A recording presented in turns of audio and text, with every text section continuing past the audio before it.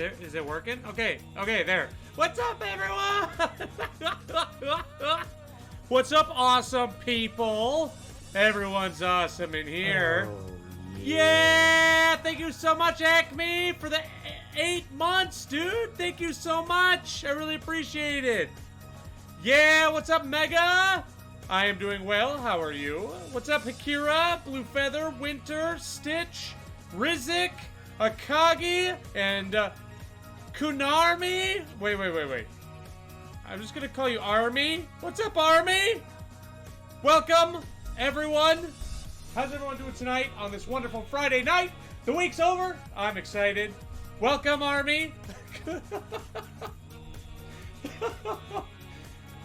Yeah, how you doing tonight, Army?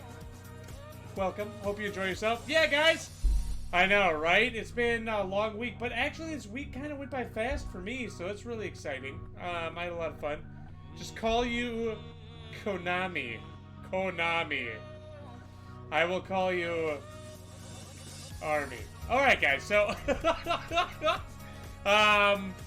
as good, I'm glad you're doing well.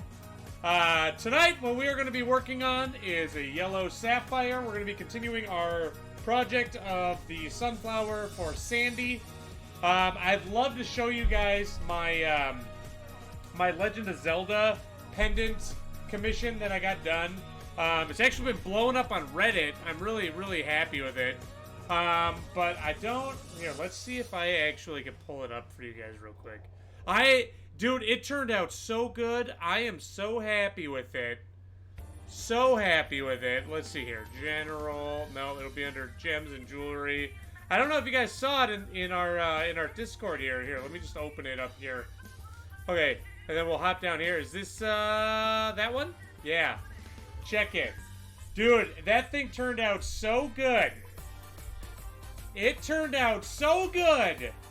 And I had to get it out the door right away, so I can't show it on stream because it's already in the mail. But, dude, doesn't that look great? It turned out so good. So good. Yeah, so, this whole part, yeah, you guys can see my mouse. Okay, cool. So this whole part right here is all hand fabricated, going over the top of the gemstone. And then the gemstone we cut here on stream. We cut that on stream. It turned out so good. Doesn't that look great? Oh, I'm so happy with it. I'm absolutely just floored with how well it turned out. And when I was done with it, like, as I'm working, I'm like, oh my god. I hope this turns out. And then I put it all together, polish it up, and I'm like, whoa! Dude, this thing looks great! Alright, should we get over here cutting? So, if you guys remember, we did start on our yellow sapphire. I think it was last week we started on it, and we're gonna continue with it. Oh no, Akagi! Well, I hope we can take your mind off of whatever's been bothering you, dude. That reminds me that a video game live stream charity event is going on right now.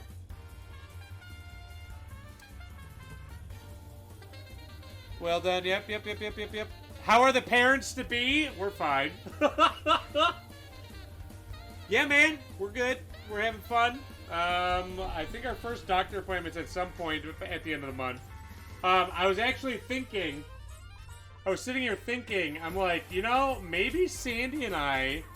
Maybe I could talk Sandy into doing, like, when we do our baby shower, live streaming it on my phone. And include you guys with it. She'll say no. I know she'll say no. What's up, Kaden? Found me from Reddit. You must say your Kokiri Emerald was amazing. Oh, thank you so much, dude. I really appreciate that. I'm glad you liked it. And thanks for your support and hopping in here and on Reddit. I really appreciate it, man. Yeah, so what we're... Oh, yeah. Yeah, I'm going to be a dad. Yeah, we found that out this month, actually.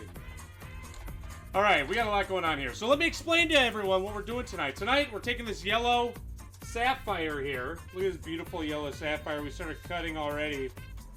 And we're making it into what you see down low, a sunflower. It's going to be gorgeous. Yeah, so I was saying that my that my kid better not be born in April, because April's got a diamond birthstone, and I don't cut diamonds, so... Sorry, I gotta find where we left off here, guys. So they gotta be born in March or before, okay? That's just how it's gotta be. Otherwise, I'm pulling that thing out early.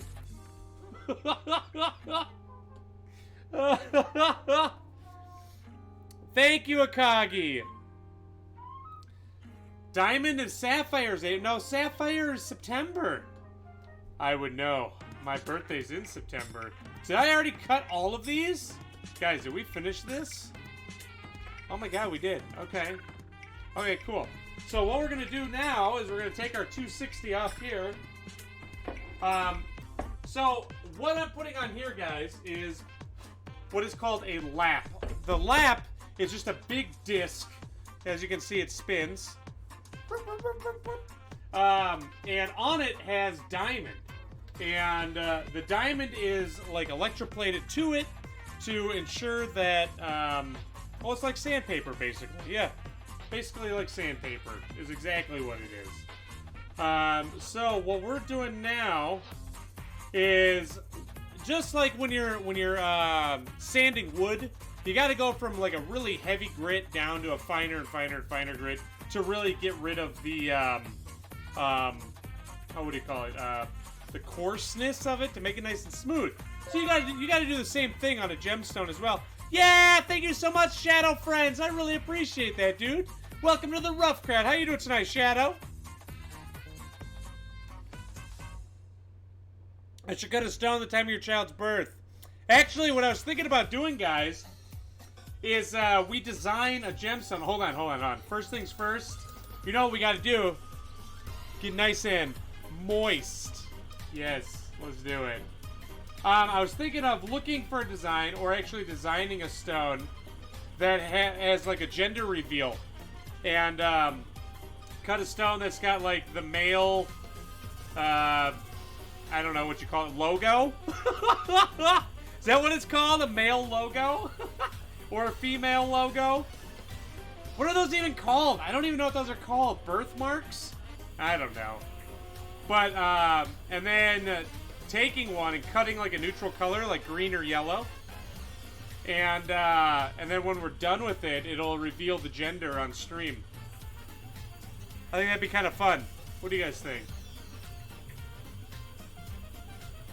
Okay, so like I said, what we gotta do is we gotta take this down just a little more here to get it nice and not so scratchy.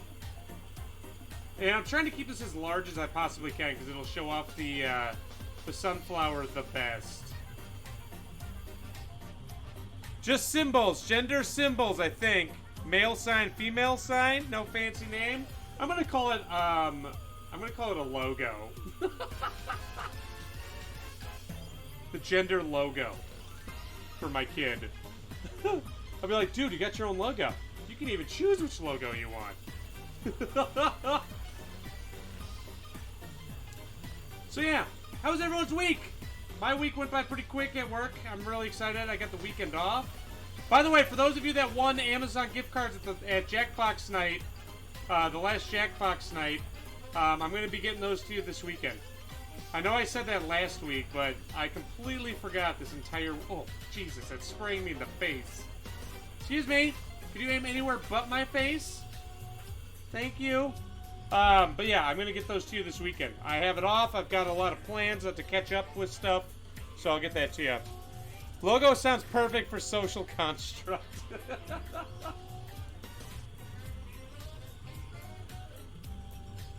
It's alright, Winter King. You know why? We're going to have another Jackbox night later this week. Or later this week. Oh my god. Later this month. Sorry, guys. It's been a long week. A long but quick week. So for those of you that are new here, what we're doing is we're faceting a yellow sapphire. This is actually a created yellow sapphire. The reason why I'm using a created one instead of a real one, number one, it's cheaper. And number two, also, I enjoy created gemstones when I'm doing fancy designs like this down here, because if there's something in the stone, a lot of the times it will, if there's an inclusion in there, it can distort the design. So I want this design to look perfectly like a sunflower, and so that is why I'm using a created sapphire here. What we're cutting is what is called the girdle. The girdle on a stone is actually the part that's in between the top and the bottom of the stone. So here, actually, let me bring you on over here. Let me bring you on over here real quick. Yeah, if you you'll notice that we get distracted quite often around here. So here, I'll bring up my. How about we? Yeah, here, come on over here. Come on over here. Let me just shut this off so we don't have all that buzzing in the background. Here, I'll bring up my my Kokiri Emerald here. So as you can see, here's the top of the gemstone right here. Right here, I'll even make it bigger. Right here, here's the top, and then down here is the bottom of the stone. This whole part right here in the middle is called the girdle. Now, what the girdle does for a gemstone is it gives it both stability and it gives it I guess carat weight are the two things that it can do. Thanks, Stella, for the lark. Hope you're doing well, dude. Always a pleasure. I know, I shouldn't have pregnancy brain yet. Twitch needs to have closed captions on here. I don't have closed captions turned on. I feel like it would take up too much of the screen. But anyway, what I was saying is the girdle of a stone. When you're cutting a stone, you gotta be mindful of how thick you make the girdle. Because when you're setting a stone into a mounting, like a ring or a pendant or something like that, and you go to cut prongs, if the girdle is really, really thick, we're talking like 5 C's thick, right? Like super thick. When you pull the prongs, so you got prongs on a, here, let's hop over here. So you got prongs, right? Pretend like this is a prong on a, what holds a gemstone, right? So you got prongs that sit like this. And you got to cut a seat into them to get to set a stone in there, right? So I take something, I grind it out, and then it kind of looks like this. The prong does, right? So then when we set the stone in there, we want the prong to sit nice and level like this. We want to hug the stone. So when you have a stone that's really thick, and you put it in there, and it goes to hug it, you see how my thumb crunched, basically? So if you have a girdle that's too thick, you have a higher chance of chipping the stone. Now, granted, as a jeweler, you can grind it out more, but it just makes the prongs a little not as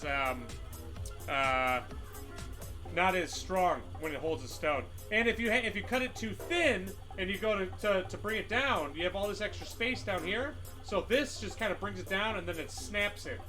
So you got to have just the right thickness when you're cutting a stone and designing a gemstone also. So a thicker girdle offers a little more stability or durability in a gemstone, to the point of where if it falls or gets knocked, it may not, it's not guaranteed, but it may not chip as easily. However, when you go to set it, there's a higher risk of chipping it. And likewise, if you cut it too thin, there's a higher risk of it chipping because it can't stand up to knocks as well. So there's a really fine, like, in between there. Yeah. So that's what we're doing right now. We're cutting a girdle. Girdle also gives the stone its shape. Also gives the stone its shape. Oh man, guys, I'm a vendor at a like a local craft show here in Minnesota. Coming up at the end of this month. I'm actually pretty nervous, guys. Yo, what's up, Kazakh Princess? How you doing tonight, dude? Thanks for joining. Hope you had a great week. The girdle is also the part of the stone that takes the longest to cut, because we are taking off so much material to ensure that it is equal all the way around. We like it to be symmetrical. Gems or jewelry? I'm selling both gems and jewelry. Both, dude. You're scared of your mother? Why is that? What is your mom doing?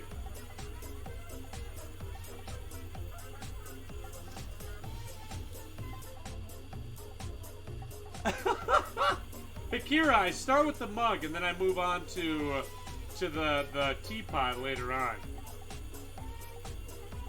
Also, my emote guy got back to me. Here, so let's get back on this topic of emotes, right?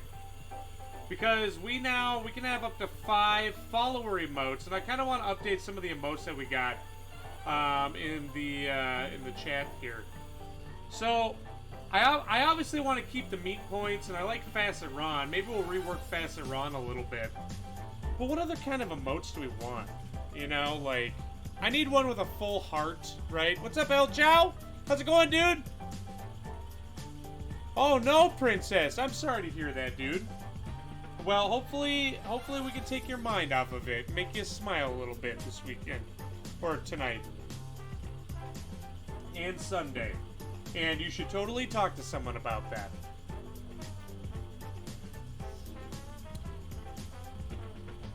You must come in late? I guess you do, Akira. Or maybe you just don't ever see me actually drink on stream. And so, you just see me, you just start to notice near the end, you know. Yo, what's up, Graham? Yeah, hey, I saw your Kokiri Emerald and you looked at your store. You do some amazing stuff, my man. Thank you so much, Graham. I really appreciate that, dude. Thank you. Thanks for the supports, coming in here and hanging out, and also for checking out my stuff. I really appreciate the kind words. Tonight we're faceting a yellow sapphire, and it's going to look like a sunflower when we're done. I'm hoping that tonight we can actually finish the bottom of the sapphire. Yeah, Grim! Welcome to the rough crowd! Thank you so much, man! Oh, by the way, Grim, how are you doing tonight? I hope you're doing well. Happy Friday! If you work this weekend, I hope it goes by quick. I got the weekend off. Ha ha ha! Very happy about that. Yeah, so for those of you that haven't seen it, I'm very, very happy with this, actually. So I designed... Here, come on over here. We're going to get distracted again. I designed the Kokiri Emerald here, and then I faceted it on stream a while ago, right?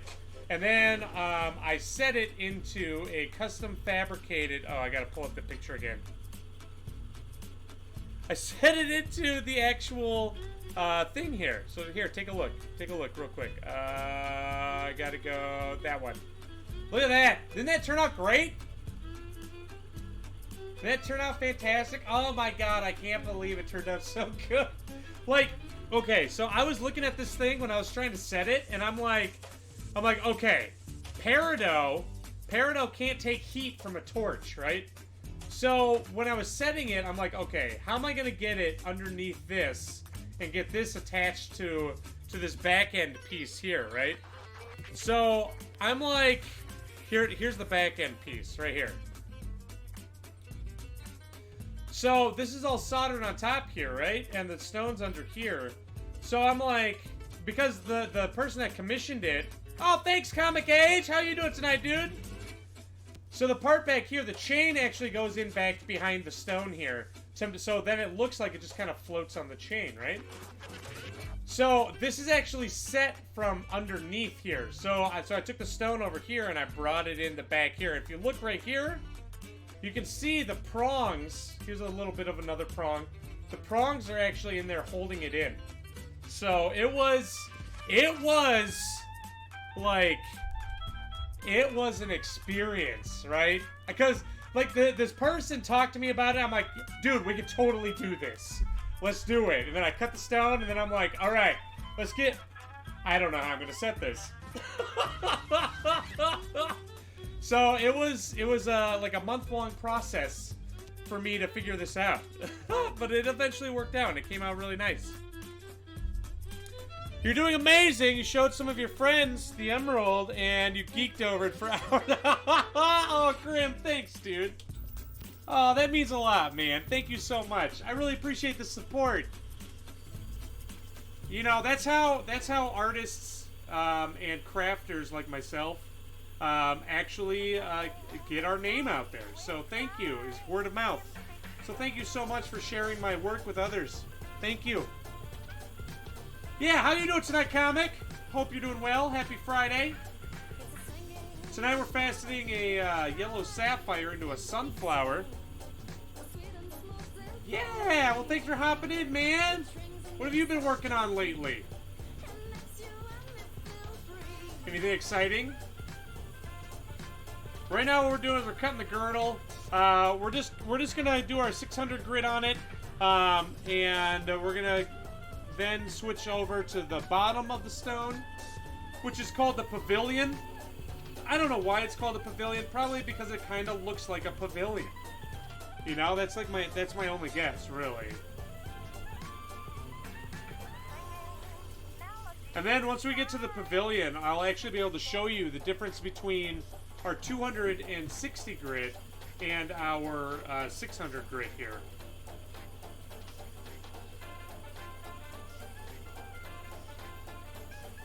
Yo, what's up, Cam? You're here for the fascinatingly terrible jokes. Ha! Yeah, man. We get our rocks off here on stream. Oh, man. How you doing tonight, Cam? Thanks for joining. I hope all's well. Are you done with school yet, dude? I feel like you've been doing school for, like, ever. Ever since I've known you, you've been going to school. Did you ever graduate? Did you ever finish that up? I don't even know what you were going to school for. Were you going to school just to go to school?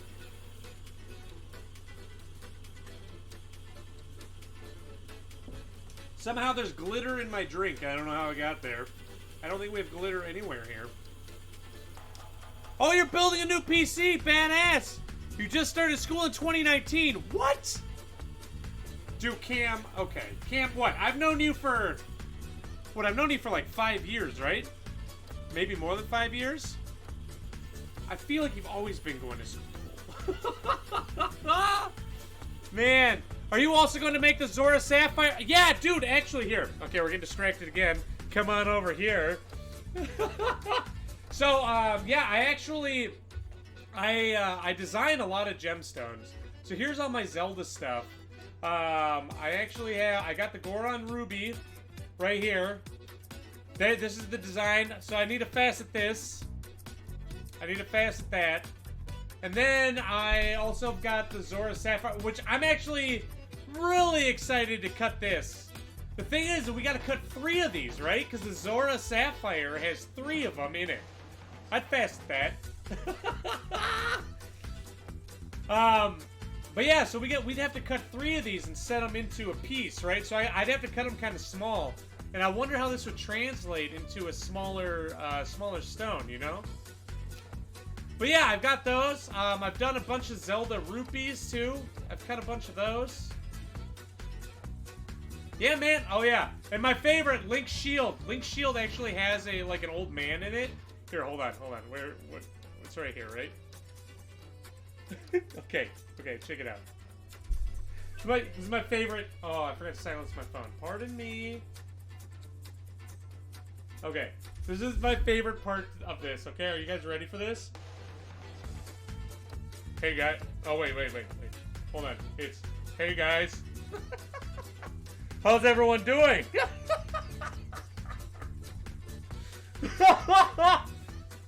I'm the part of the Zelda games that they always edit out. I don't know why they don't like my commentary. I mean, I'm less annoying than Navi, right? Am I right? I mean, I'd be like, yo, Link, check out over there. Hey, Link, look at this right here. Hey, dude. Instead of the, hey! You know how annoying I get with that? Maybe it's because I'm always yelling at Navi. You know? Navi would be all like, hey! And I'd be like, hey! Why don't you just calm down, okay? We see it!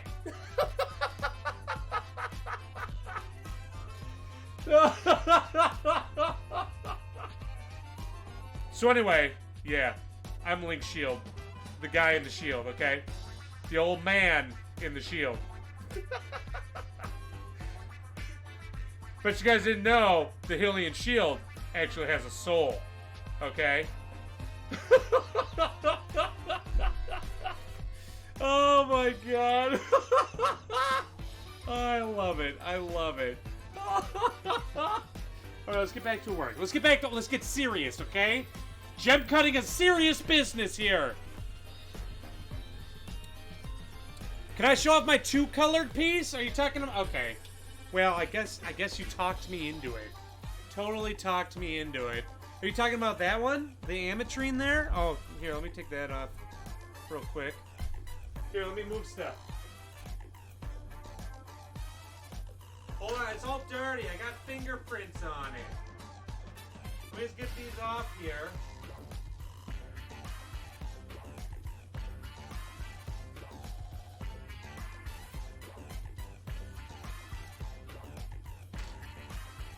There you go. You talking about that one? My ametrine? Oh, I didn't even get everything. Oh my god, there's a hair on it. Guys, I'm sorry I forgot to shave my gemstones. Here. I forgot to shave it!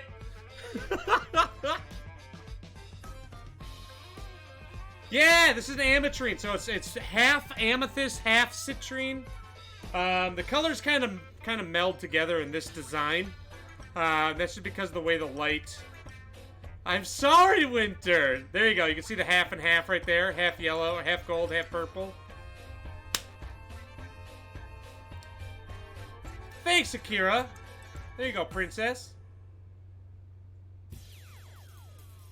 Alright. Alright, time to get serious here, alright? Right? Gem cutting is a serious thing. A big, old, serious thing, alright? Alright. So now we gotta go to 44 point... I can't say on stream the degrees because this is not my design. This is someone else's design.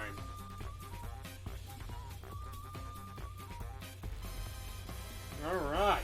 Alright! Oh, here. Let's just move you on over here real quick.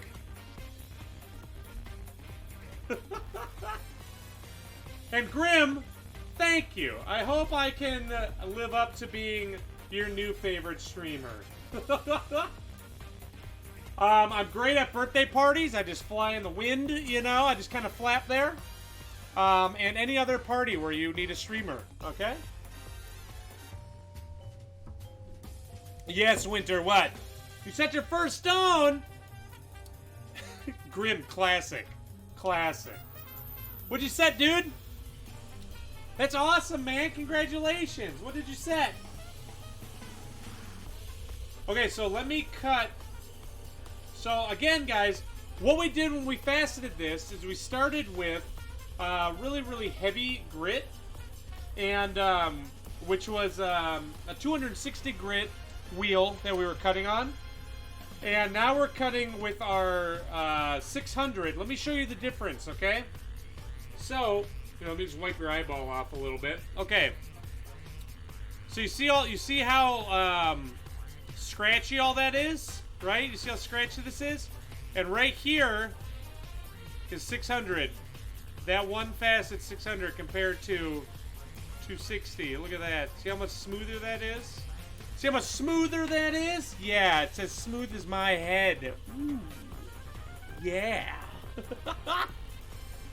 You said an amethyst? Nice, dude! Congratulations! An amethyst even, though. That's... Dude, that's quartz. Amethysts chip pretty easily, so good job. And they scratch pretty easy. Well done, dude. Hey, if you got pictures of it, post them in the Discord. We'd love to see it. Oh, by the way, guys, if anyone would like to join us off-stream in the Discord and see other people's work, it's not only gemstones and jewelry, it's also a lot of, like, fiber wizards in there, and there's a lot of very talented Bob Rosses in there and stuff. Feel free to join. I know, pretty smooth, right? Thanks, princess. There you go. Yeah, pop on in. Share whatever you do if you want. We don't judge. We're just here to have fun, take our minds off of all the negativity, because honestly, the internet and the world is full of so much negativity. I'm just here to bring the positivity, because everyone needs a little more positivity in their life, right? If I make you smile at least once, I've done my job. Oh man, so this weekend, Sandy and I are thinking of baking something. So, what did we, because we, oh my god. We're big fans of the Great British Baking Show, and we finished it, right? And so, it just makes you, if you ever watch a cooking show, yeah, Graham, welcome, dude, thanks, I hope you enjoy it, your stay. But if you ever watch, like, a cooking show, right? Even that anime, the anime Food Wars, oh my god. It just makes you want to make the food. Am I right? So, like, before we made some bread, we made some delicious, like, rolls out of bread or something like that. So this next one, I think we're thinking of making, like, I don't know, I think they're called pasties. Pasties? Making cakes after watching Mary Berry? I don't know who Mary Berry is. Dude, and the other thing that I really like about the Great British Baking Show is that everyone is so nice. You know, like, it's a competition, but people still help each other. And that's what it's all about. That is what it is all about. Helping each other. Though you can tell when they don't like a certain person, because they might be, like, too competitive or something like that, and then you'll see that they don't help them very much. Yeah, these are all my board games. Those are all my board games back there. I've got a lot of them. They go all the way to the ceiling. I've got a lot of board games. I love board games, man. I'm a huge nerd. Just a couple. She did the original shows of the great... Oh, yeah, Mary! Oh! I remember. She was the judge, right? Yes. Do I have D&D? Oh, yeah, I got D&D. Where's my D&D stuff? Let me make sure I'm not going to show anything incriminating over here. Nope. Okay. Check it. I've got all my D&D stuff right down there. You see it? And my Windex right there. Yeah. That's how I keep my head so shiny. Before stream, I just go right there. It's great. It works every time. I do not have Mysterium. No, I don't. Yeah, dude, I've been a dungeon master. That's mainly what I do. Is I DM. Granted, I haven't had much time lately to play D&D. But I've been a dungeon master for like 20 years. I'm old. I'm a little old. Yo! What's up, Vexatious? How you doing, dude? I know, right? How else do you think I get my head so shiny? This is the shiniest place on Twitch. And it's not just because of my head. What's up, Lotus? Thanks for joining. Oh, man.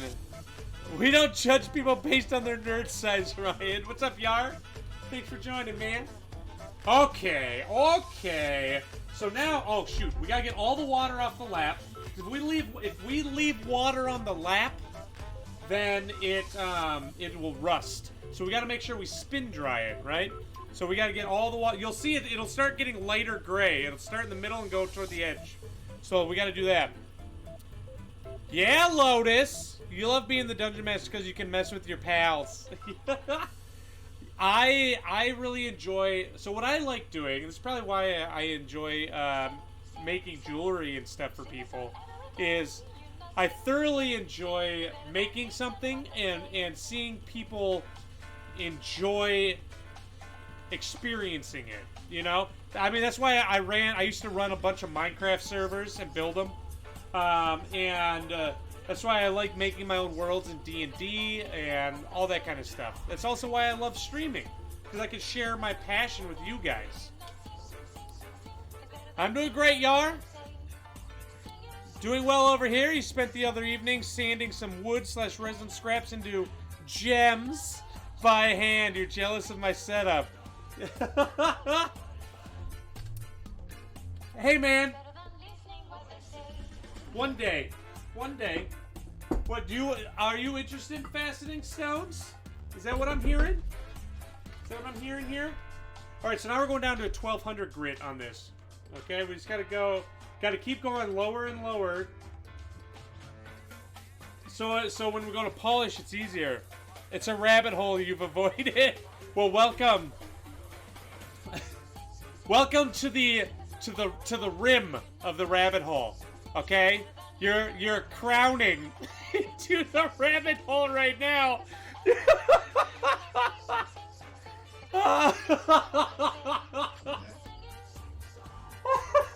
Yeah, I said it. I should see your garage. I know, didn't it, Yar? Didn't that setting turn out great? Here, check it out. Where are we at? Right here. Yeah, dude, look at that. That setting turned out so good. I am so happy with it. See, Vexatious, I'm the kind of person that, like, when I get obsessed with a hobby, I get super into that one thing, and I stick with it for a long time. I'm not good at multi-hobbying. Or, like, multi-gaming. When I play a game, I play, like, one game, and that's it. How did I start making jewelry and other stuff? So what I did... so I've been faceting gemstones for about 15 years. Around there. And, it started out as a hobby, and I taught myself. And then as of 2020, actually, I decided to turn it into a business. And start taking commissions and seriously marketing myself. And so, actually streaming, there's a lot of other gem cutters that pop on here and have given me a lot of advice, which is great, because I've learned so much from them. And that's one thing that I think everyone should always be open to. No matter what you do, is always be open to advice. Whether they're more experienced or not in the field of whatever you're doing. Because they could very well have an idea that you never even thought of trying. And same thing with goldsmithing. I'm also a goldsmith. And when I say goldsmith, I mean a jeweler. I work with gold, platinum, silver, all that stuff. And the way that started out is I used to be a contractor installing cameras and GPS systems around the country on buses. And one day I was like, I'm tired of living out of hotels. Living out of hotels sucks. And I'm going to go follow my dream, which was being a goldsmith. And so I went around and knocked on doors and asked for an apprenticeship because in Minnesota there's no school for it. And eventually someone took me in and taught me. And I've just kind of learned from there over the last 10 years. So it's been a journey. I've made a lot of mistakes, which is... in any profession, you got to make mistakes, and as long as you learn how you made that mistake and how you can avoid it or fix it in the future, next time it happens, it's bound to happen again. Then you learn and you improve your skills, and so that's how I got into all this stuff, and I just loved it ever since I was a little kid, man. Always loved it. You've got all the best tools for someone who has no idea what to do with them. Haha, Vexatious, yes. Oh, man. Finish whatever project got me into the hobby and then jump to the next hobby. If you get around to finishing it. Yar. Yeah, exactly. You always got to be open to learning new ways. Always. You're going to have to come to you for jewelry when you get a partner. Oh, thank you so much, Grim. I really appreciate that. I would be honored to make you something for yourself and your future partner. Thank you so much. Good evening, Windstar. How are you doing, dude? Yeah, I faceted some, I'm making some earrings for Yar. I faceted a couple garnets. Yeah, they look great. Speaking of which, I'm just waiting on those mountings to come in, and I'm gonna get them set for you, dude. But yeah, so like, I'm doing great, Windstar. I'm glad you're doing well. You didn't realize you actually set your gemstones, right? For some reason, you thought you just could. No, dude, I make all kinds of jewelry. Yeah, I set them and everything.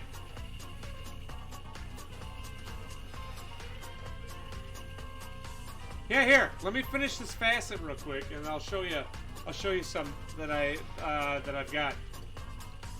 Actually, what I've got is even on for sale in my store. I haven't taken new pictures of them. Here, let me show you. I'll get a couple. Let me just grab a couple. Just a couple.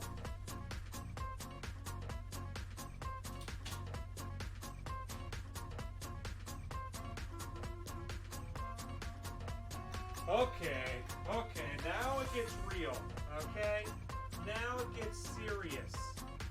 If I can find a little bit, okay, hold on.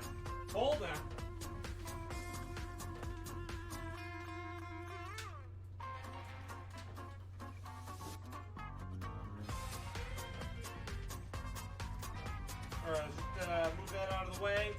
I gotta put that there. Well, it's stuck to me. I gotta put that there. Now, it may have fingerprints on it. I'm very sorry. Might have fingerprints on it. That's a tourmaline that I faceted. It's set into 14 karat rose gold. Ryan, any chance we might see you do some setting sometime? I don't have the tools here at home. I actually go to a friend's house and use theirs. So maybe when I get some here in my house, you will definitely see me do some gold work.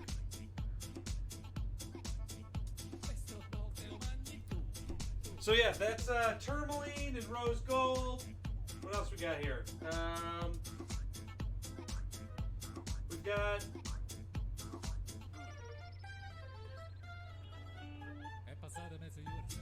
this is an emerald with diamonds around it. Yo, what up, Boogsby? How you doing, dude? Checked out your Etsy shop, and your pendants are gorgeous, and your emerald cuts are beautiful. You're very talented. I'm happy to have stumbled upon you. Thank you so much for the kind words, dude. I hope you enjoy yourself tonight. Feel free to ask any questions you want. That is a heart gemstone back in the background there. That's actually for a giveaway. We also give away gemstones here, if you guys didn't know. Sell that 2K garnet and get the tools. I know, right? I just need to find someone that actually wants to spend that kind of money on a custom cut gemstone. Oh, thank you, princess. Okay, let me show you one more.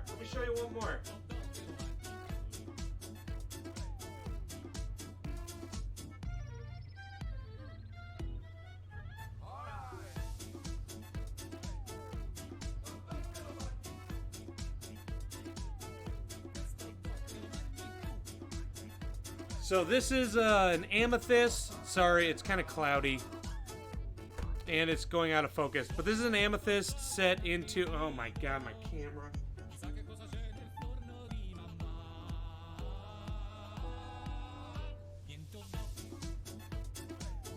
Set into a silver mounting with a yellow gold fabricated flame on top of it. I like to call it the... Oh my gosh. Oh my gosh, come on. There we go. I like to call it the Firebender pendant. What's up, Alistair? How you doing? What's up, Demon? Thanks for joining. All right, let's get back to work, shall we? Did I ever pick up that Alexandrite Sibis has been nagging you about? Yes, I do have the Alexandrite, which we will have to facet into like a Triforce or something sometime here soon. The quartz with the roses carved into it is beautiful. I did not carve that. I cannot do stone carving, unfortunately. That was actually came in a collection that I bought from someone. I wish I could do that kind of thing. I've never actually tried, but it'd be fun to it would definitely be fun to get into. But yeah, that came with a collection. I'm not that talented. What do I call that style? The gold over the gemstone. I don't know. I'm sorry, man. I really don't know. I would... I don't know. I don't even know. I don't know how you describe that. Yo, what's up, Gem Doctor? Thanks for joining, man. Yeah, I don't know. What do you call that? Gem Doctor, do you know? Do you know what you call the style where you set something with something over top of the gemstone? I've actually got a few of those. Okay, so this is our 1200. Because we're doing sapphire, I'm going to... Okay, so we're going to finish cutting everything in 1200, yes. Okay, let's go. Alright, so I actually got to pull this up here so I can follow along with our... where are we at here? Sunflower, right there. Tools, cutting assistant. Okay, we just did that. Next, we're going to do this. Okay, cool. Oh, thanks, Bugsby. All right, now we got to go to 40-ish degrees. By the way, guys, what we're doing right now is we're cutting a yellow sapphire tonight into a sunflower. And if you look down low, that's what the end product will look like. We're currently working on the bottom of the gemstone. The bottom of the gemstone is also called the pavilion. Why is it called a pavilion? Probably because it looks like a tent. Other than that, I don't know why. So yeah, we're currently faceting a tent tonight, and I hope you enjoy it. If you have any questions, please do not hesitate to ask. I love talking about what I do. Yo, what's up, Boyd? How's it going, dude? Thanks for joining. What's my favorite piece of jewelry that I've made? Honestly, it's that rose gold. It's the rose gold, oh, what do you call it? The rose gold tourmaline I put on there, or the Kokiri emerald. I am thoroughly happy with how that turned out. By the way, did I show you guys how this turned out yet? One more time. I'm gonna show it one more time because I'm very excited about it. There it is. Okay. One more time. Look at that! That turned out so good! Oh, man. You also have a 20-year anniversary coming up. Whoa! Congratulations, Vexatious! Dude, I'm really happy for you. Congratulations, dude. I'm catching up. Catching up. You understand congratulations are in order? Sorry you didn't know. Oh, yeah, man. Thank you. Yes, I'm going to be a father. I'm gonna be a dad. You guys can start calling me Big Daddy. Okay? Oh, man. Good, I'm glad you're doing well, Boyd. Oh, by the way, Yar, can we get a shout out for Boyd? You guys should totally go check out Boyd. He makes amazing woodwork and resin, right? I think you do both of those, kind of combined.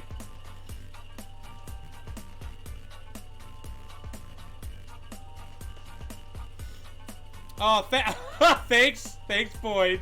Thanks, Comic.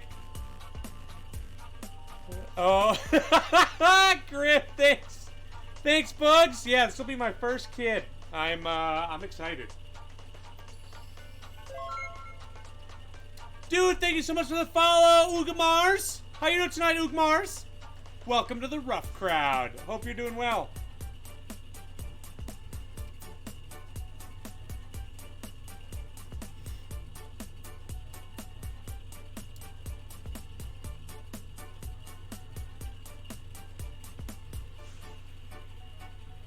Oh gosh, I'm losing my where I'm at in chat here. Hold on, guys. I'm sorry.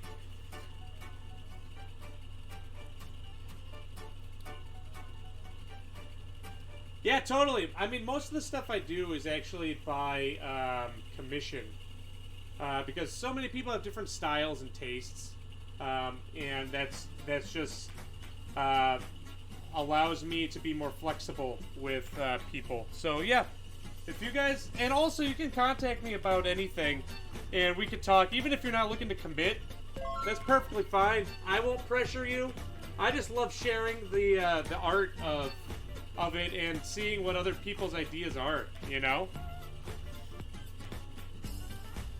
Oh, thank you, Mars. I'm really glad, dude. I'm glad you like it. The inner rings on the design are crazy. Chat seems to be going quicker than usual today. Yes. Thank you so much for the follow, Set2 Kai. How you doing tonight, Set2 Kai? Welcome to the rough crowd, dude. I hope you're enjoying yourself. Tonight we're faceting a yellow gold. Oh my god. A yellow sapphire into a sunflower. So right now, guys, what we're doing is we're cutting. Let me show you where we're at. We're cutting. So we did our first facets, right? Let me show you our second ones. Come on over here. There they are. You see them? So you see how they come from the top down? Those are going to be our petals. Those are our petals right there.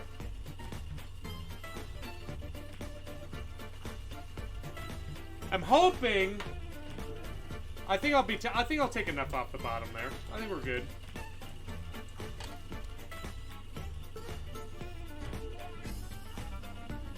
How's the Sailor Moon practice end up going, Ryan? Oh, it went terrible.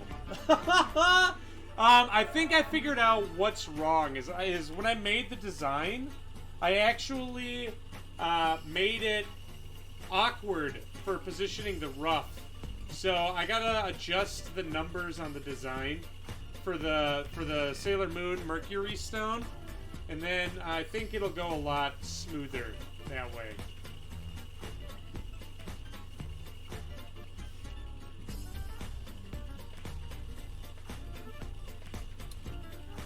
Yeah, Mars! So, when I say dude, I definitely mean it as a gender-neutral term.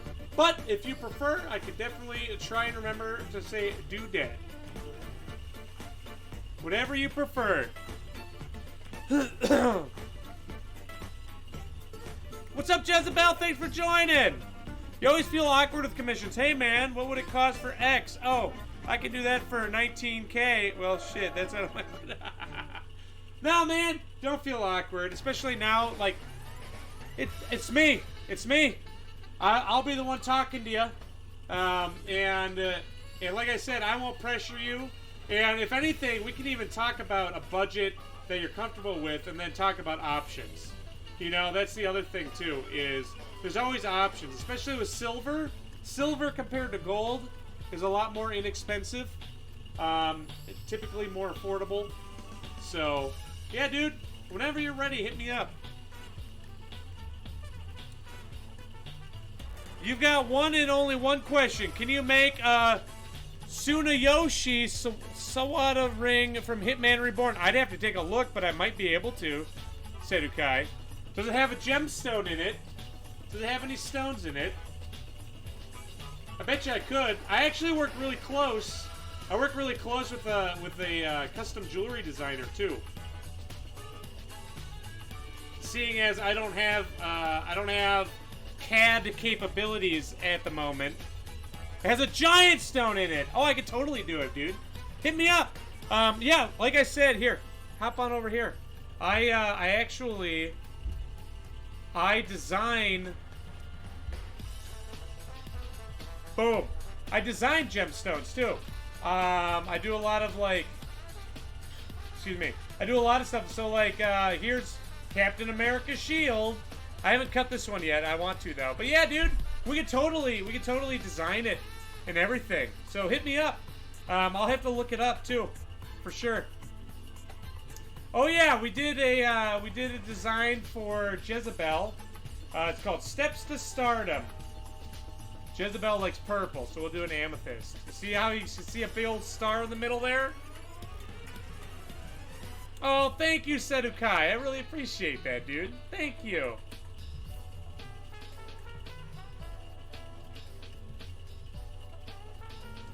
Yeah, isn't that cool? You can do a lot of stuff when it comes to designing stones.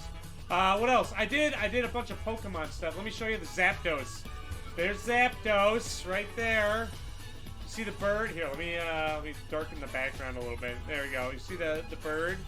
There's Zapdos and all of his feathers out to the side. Yeah, man. Yo, what's up, Cool Slayer? How's it going, man? Thanks for joining. Oh, thanks, guys. I have not cut the Zapdos stone yet. A lot of these, I just haven't had time to facet. Because, like, I gotta work on commissions first before fun, right? So, and unless someone commissions it, I don't always get around to faceting it.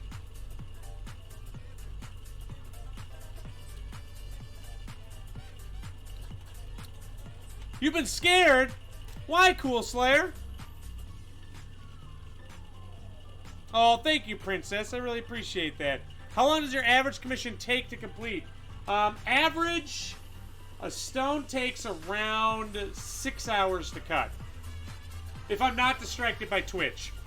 And a lot of the commissions, too, I cut right here on stream. So I always invite the commissioner to come watch and hang out and see the process. And so it's a lot of fun. It's a lot of fun. Oh, dude. Dude, you can cut all kinds of stuff. I can cut pictures into stones. Granted, I'm not super talented when it comes to designing pictures into stones. Still getting there. As you saw, my Zapdos was very basic compared to what you can do. But yeah, thank you so much, Vexatious. How can you tell you've gotten the design of the stone when it's not polished? What do you mean, Sedukai?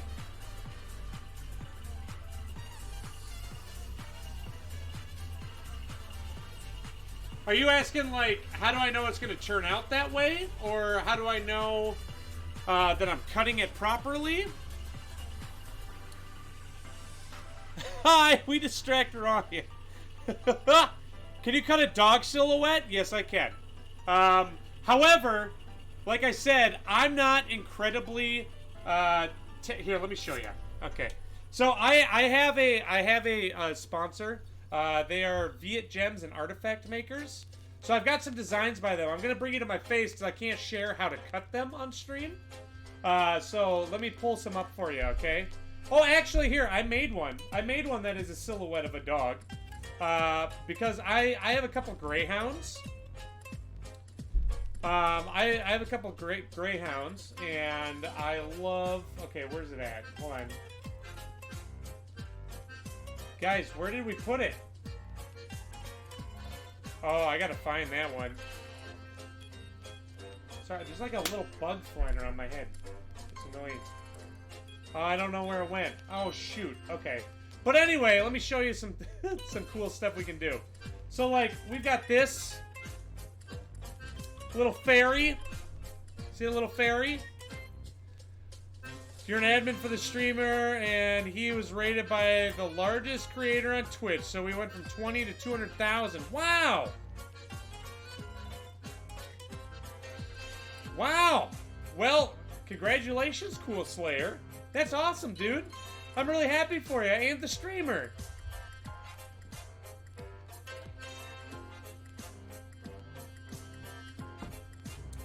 So, Sedukai, let me show you. In a second, alright? What up, Cloud? How's it going? Good evening, Aries. Thanks for joining. Greyhounds are very close to the shape of your dogs. Yours are significantly smaller. Yeah, dude, I have 2 greyhounds, actually. Like I said, I'd have to find them. So here's another one. This one is Professor Sue for the Vietnamese New Year. He's the ox. And he's a professor. He loves science. As you can see in the background, it says E. It says right here, E equals MC squared. You see the ox right there? So, dude, and I could facet this. I need to facet this. I really do. Yeah, what's up, Apache? Thanks for joining, dude.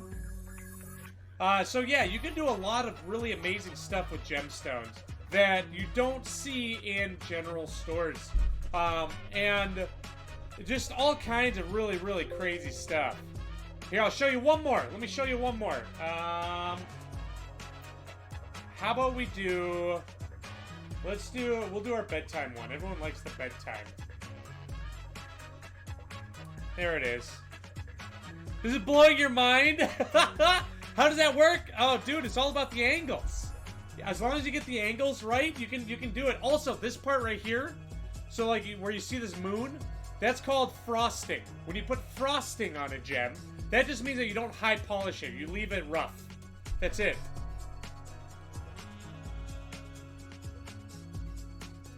Yeah, isn't that awesome? So I mean, if you know the exact time when your kid's born or when you propose, or anything like that, I can actually change these and make this whatever birthstone you need. Yeah, that's crazy. So like, that's what I want to do, and that's what I aim to do is teach. Like, I want to let people know that you can do so much more with gemstones than the retail world lets you know about, you know? And it's right at, I mean, it's within your grasp. You know, I can do it. If you invest in a faceting machine, you can do it. And it's amazing how you can make gemstones sparkle even more than a diamond with the way that you position facets and the way that you do stuff. And it's just, there's so many innovative ways to be creative with jewelry and gemstones, and it just doesn't just have to be the metal work that makes a gemstone creative. You know, you can do both, and it's really amazing. Thank you so much for the follow, Grim. I really appreciate that, dude. Yeah. Whoa, Vexatious! Thank you so much for the sub, dude. I really appreciate the support. Thank you.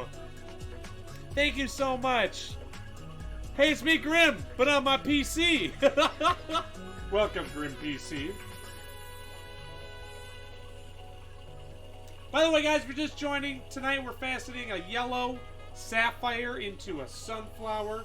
We're currently working on the bottom of the stone and making that. Right now we're cutting the petals, actually. Woo! That's looking nice. That's looking nice. Okay, So, first of all, let me show you where we're at, and then I'm going to answer the question from earlier that I think I missed. There you go. You see all the petals there? Sorry, my stone's a little hairy. Forgot to shave it.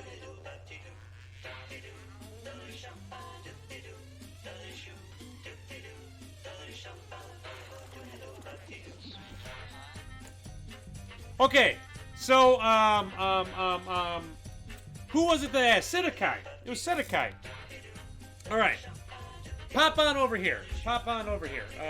Pop on over here. Okay, so you were asking, how do I know that I'm cutting it properly, right? So how about we open up we'll open up one of my designs here. We'll just do, how about let's do a fun one. Let's go to our Zelda ones. Let's go to the Kakariko, or Kukari, whatever it's called, Emerald. Here, I'll even pull it up in an actual emerald. What does it look like, an actual emerald? There it is. Okay, there's our emerald, right? How dare you not shave your stones? Let's bring that in like that a little bit, okay? Oh, okay. Actually, here, pair it up, because that's what was on the thing. So anyway, okay. So when I'm cutting this, right? First of all, if you look right over here. Oh, thank you so much, Circuit Treats! How you doing tonight, dude? Welcome. Welcome to the rough crowd. Thank you so much for your support. Thank you. So if you look here, these are all the facets, right? These are all the facets on the gemstone right here. So when I'm cutting it,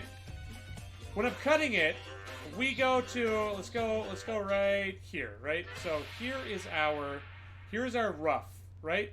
So when we cut this, we got to cut it into a round shape, right? So we facet it like that, so we get all of our facets right there. Yeah, cameras definitely do not do my gemstones justice.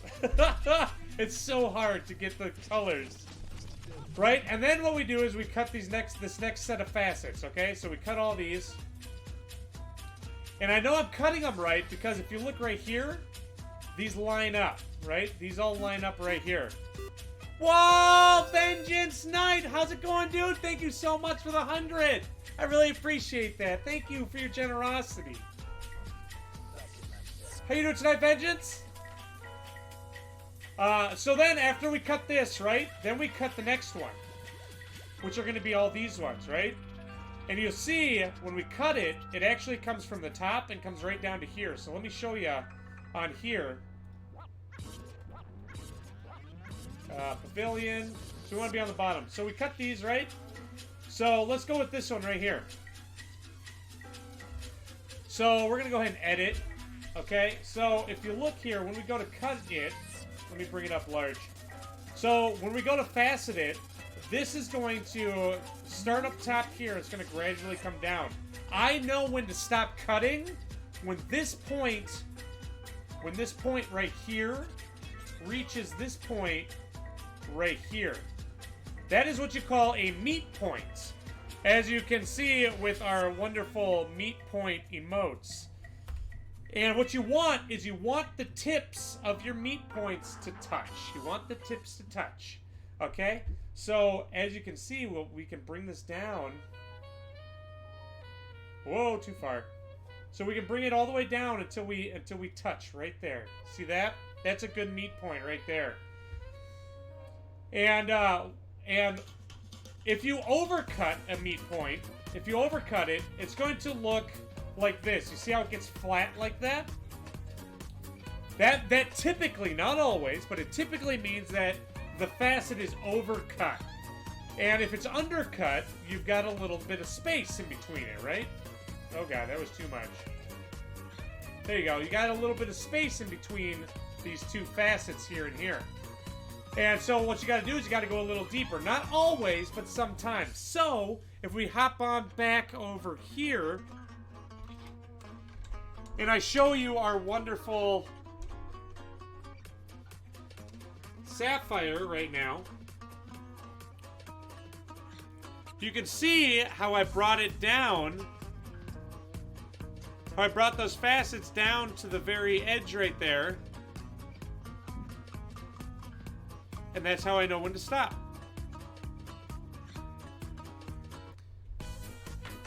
So yeah, does that make sense? I hope that answered your question. If not, please elaborate, and I will totally try and explain it better.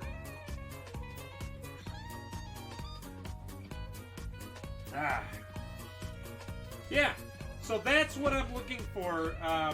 And also, actually, when you... what's really crazy is gemstones that are cut by... that are cut by people like me, custom cut, they actually tend to be more valued, actually worth more than if they're cut by a machine. And the reason being is because of that exact reason that I just explained with the meat points. The cuts are better, and therefore the meat points are better. And also that means that the stone is actually going to reflect light better because the angles are where they need to be. And it's because when you cut it by hand instead of by machine from the mass-produced gemstones that you typically see in stores, when it's cut by hand, we're going to go to polish here on these next facets. You can be more accurate because gemstones, it's kind of like with wood. If you go against the grain, it takes longer to cut the gemstone as opposed to if you go with the grain. So when I'm faceting, I can tell how quickly a stone is cutting so I can adjust how much pressure I'm putting on it. Whereas a machine, you just set it and it just goes regardless of and it doesn't think about the pressure. So it might put the same amount of pressure on a part of the stone that cuts really quick. And so machine cut gemstones are not faceted nearly as accurately as hand cut gemstones.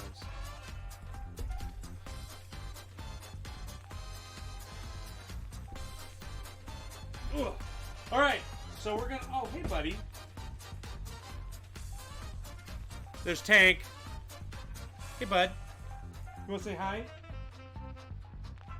You want to say hi to everyone? Oh, you just want to rub your face?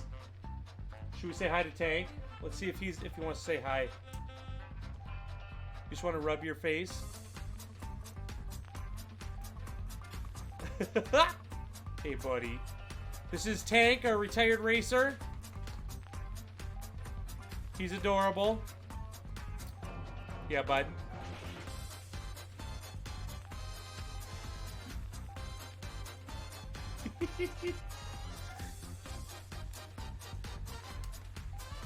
Yeah, he is, I think, 7 years old now. And he's got a younger sister. She is 3. I think she's 3 or 4 years old. But, he loves her. She loves him. Yeah, bud.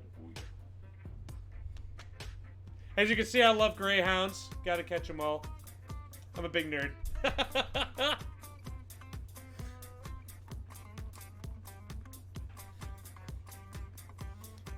Was he a champion? He won. Let's see. He raced. Oh, Sandy knows the stats. He raced like 160 times or something like that. He raced a lot, and I think he won. He won like 16 races, and he came in second in a lot of them. He is a super sweetie. He is the champion of our hearts. Aw, yeah, Mars. You have a 15-year-old Manchester Terrier standing on the chair next to me whining because dinner time is 9:30. Alright. Now, guys, what we got to do is we go to our polishing. When we polish a facet, it's giving it a nice mirror finish, and this is this allows for this gemstone to be nice and shiny. So what I gotta do on here is I gotta put a where's my diamond paste? We're putting a 14,000 grit diamond paste on here.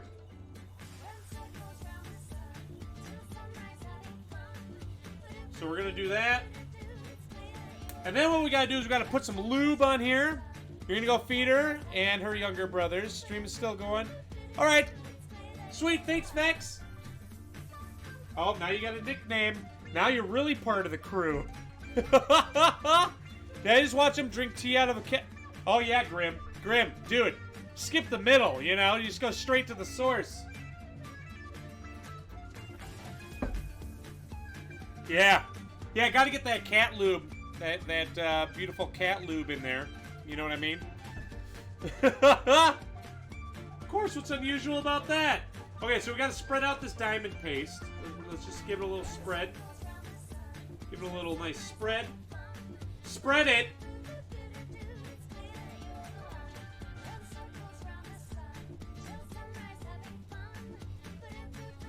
Yeah! Alright, so now what we're going to do, like I said, we're going to give this a nice mirror finish. Let's go. So we also want to make sure that we count our swipes. Now, because of the sapphire... Oh, yeah, Grim, totally, man. Here, check it. Here, let's see if this camera will focus. Yeah, look at that. It's my cat lube. See? Cat lube. Right there. It even says lube...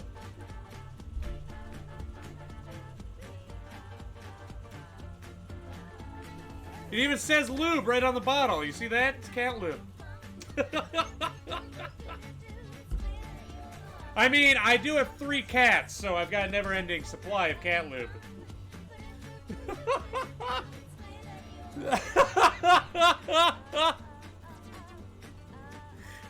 Yes, cat lube snake oil. Exactly. It says brand. It says brand snake lube. Or snake oil. It says, cures polishing lap miseries, scratching and lap itch, lap constipation. Oh, man. Alright, let's go.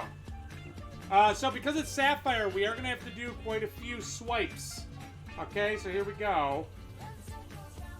3, 4, 5, 6, 7, 8, 9, 10, 11, 12, 13, 14, 15, 16, 20, 21, 22, 23, 24, 25, 26, 27, 28, 29, 30, 41, 42, 43, 44, 45, 46, 47, 48, 49, 40, 41, 42, 43, 44, 45, 46, 48, 49, 50. All right, let's see if that polished up and how. Ooh, ooh, ooh. All right, you guys want to see what a polished facet looks like? Oh, that's. Hold on, let me just wipe it off here a little. Let me get all that lube off there for you. Okay, so here's the difference. Oh, come on. Let me just make sure all the scratches are out of there. Almost all out of there. We're going to have to go a little more, but let me show you. You can see the difference. Check it.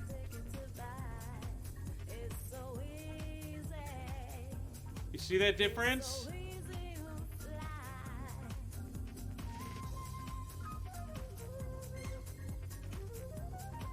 So that's what we're going to do to all of them. All of them. So I hope you're ready to get our lube on. Where do I get cat lube? Asking for a friend. Actually, you can get it at, oh, what's the website? It's, this is actually where I get all of my, this is where I get all my polishing laps. And this is also where I get all my cat lube and everything. There you go. Gearloose.com. Gearloose.com, guys. .com. Don't forget it. That's where I get my polishing laps at. That's also where I get my, like my diamond paste, my cerium oxide, all that stuff. I'm actually gonna bring it in just a little more here. Ooh. Ooh. That doesn't feel nice. That doesn't feel nice. All right, let's go.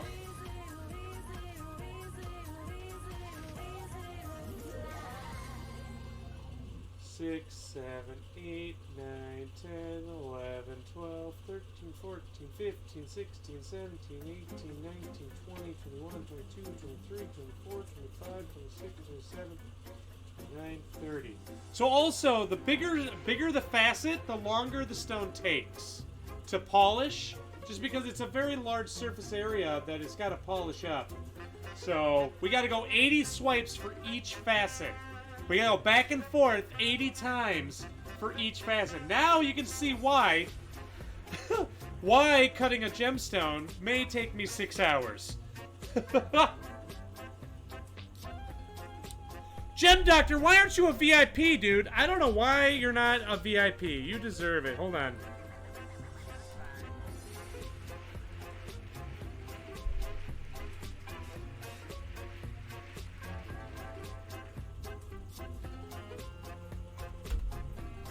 There, Gym Doctor, you're now a VIP. Totes my goats.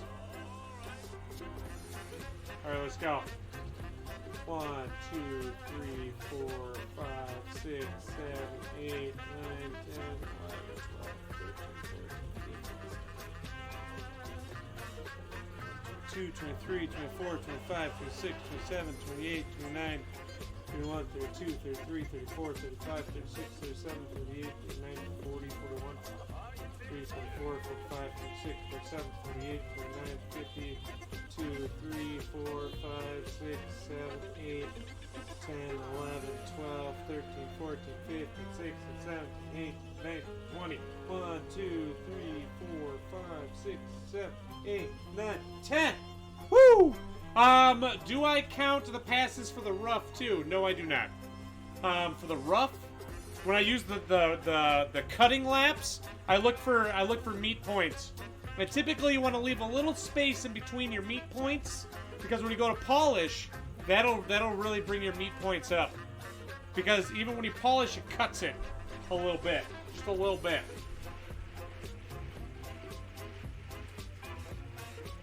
that's looking nice. That's looking nice. How does one become a VIP? Be very helpful and active in the channel, which, Demon, I would say you probably deserve one as well. You're reminded of how you count stitches. You know, just be around, be very active. I mean, I don't want to play favorites or anything, but, I mean, I guess your husband is my moderator. All right, here we go again. 1, 2, 3, 4, 5, 6, 7, 8, 9, 10, 11, 12, 13, 14, 15, 16, 17, 18, 19, 20. 5, 6, 7, 8, 9, 10, 11, 12, 13, 14, 15, 16, 17, 18, 19, 20. 1, 2, 3, 4, 5, 6, 8, 9, 10, 11, 12, 13, 14, 15, 16, 17, 18, 19, 20. 3, 4, 5, 6, 7, 8, 9, 10, 11, 12, 13, 14, 15, 16, 17, 18, 19, 20. Woo! Dude, those are looking nice. Those are looking stellar. But you're totally playing favorites. Here, you guys want to see it so far? Guys, so lately I've been pretty addicted to what's it called? Cookie dough ice cream, like the Haagen-Dazs cookie dough ice cream. I've just been stuck on it, man. I cannot get enough of it.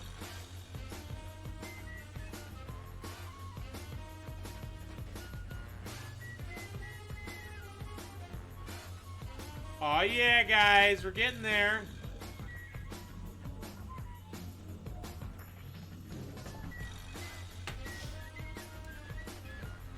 Dude, I know, right, Boyd?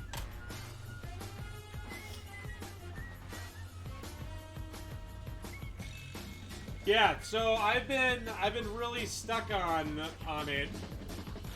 And what else do I like from them? There's one other. I really like their mint chocolate chip. Actually, that is also one of my favorites, just because I love the flavor of mint. Love it. The buffing makes a huge difference. I know, I can even go one more level. I can go one more level and do my 100,000 grit. I've got 100K polishing compound as well. I typically only use that on quartz, because quartz is stupid. Quartz likes to not polish on 14K. You love a mixture of chocolate chip cookie dough and cookies and cream. Ooh. Dude, I remember when cookies and cream was like the newest ice cream on the market. That was like everyone's favorite.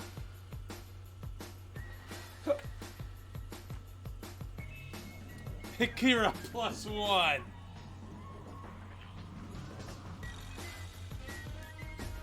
Oh, by the way, guys, if you are just joining us for the first time tonight, welcome. Thanks for hopping in.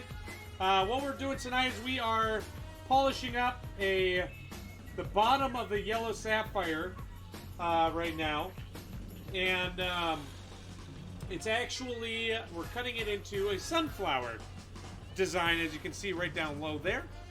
We're just giving it a nice high polish because the facets after this are going to be frosted. And when we do frosted facets, that means we do not high polish it. We leave it how it was. How the other facets are right now.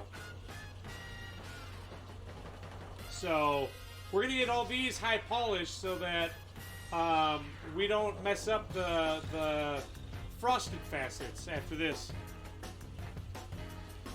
You win the ice cream wars. Nothing can top that except for a cherry. Ha! Ha ha! Yes. What's everyone else's favorite ice cream? If we're talking like Ben and Jerry's ice cream, I've actually really fallen in love with their, what is it? I think it's called like Chunky Monkey. It's like banana ice cream with chocolate and I think pecans or something like that. And then, if we're talking like the big old gallons of ice cream, peppermint bonbon. Dude, Kemp's peppermint bonbon, my favorite.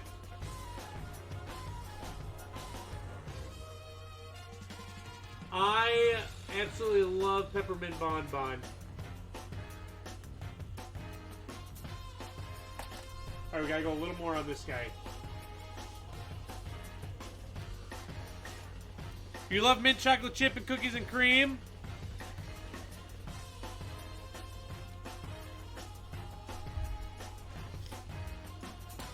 You love Tillamook mudslide ice cream. What is that?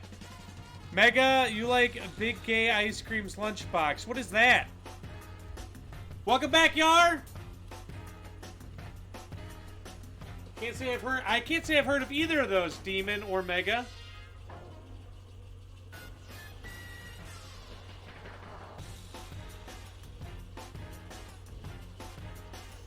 Yar, what'd you have for dinner?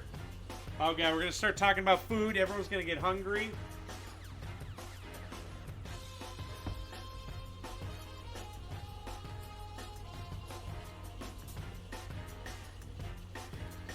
Tillamook is amazing.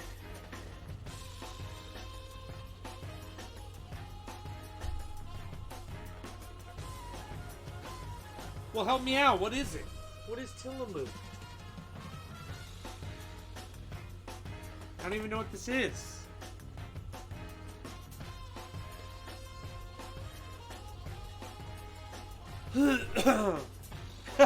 Yeah, Winter. You made turkey patty melts. Ooh. Dude, a good melt. A good melt. It's like, it's essentially grilled cheese with meat on it, right? Oh. Oh, so good. Except for, I really like my melts with mayo. The mayo just adds a little bit of, especially when you heat it up. Woo! Lunchbox is peanut butter strawberry jam swirl ice cream with chocolate peanut butter cup filled with strawberry jam. Wow. That sounds intense. Tillamook is an ice cream brand. Amazing brand of ice cream in general. Where can I find it? It's in the grocery store. Get some. Okay. Okay. Alright, we gotta go a little more on this. It's a little scratchy, so we're actually gonna put a little more. I think we need to spread this out a little bit. And if it's still scratching, then I'm gonna put a little more diamond paste on here. Oh, guys! Oh! I'm going to... I signed up for my first ever acupuncture, I don't know, thing. You know, because my hands have really been hurting a lot between doing metalsmithing and cutting here. Alright, Winter, I'll take a look. You like Scrum Diddy's Irish Cream Oreo Extreme. Sorry, only available if you travel to Ireland. Wow. Wow. Way to do that to us there, comic. We've actually, Sandy and I have been getting a lot of cheese from Ireland. It's so good. It's so good. Therapy, thank you. So yeah, I'm gonna actually be. Also, my sciatic nerve has been acting up really bad, and my shoulders are really tight. And even when I go and get a massage, I mean it works for a little bit, but I feel like acupuncture may have a much better result. So I'm doing acupuncture for the first time, and I'm kind of excited. We'll see how it goes. Maybe they'll let me stream it. No, I'm just kidding. I'm just kidding. Can't. I doubt that.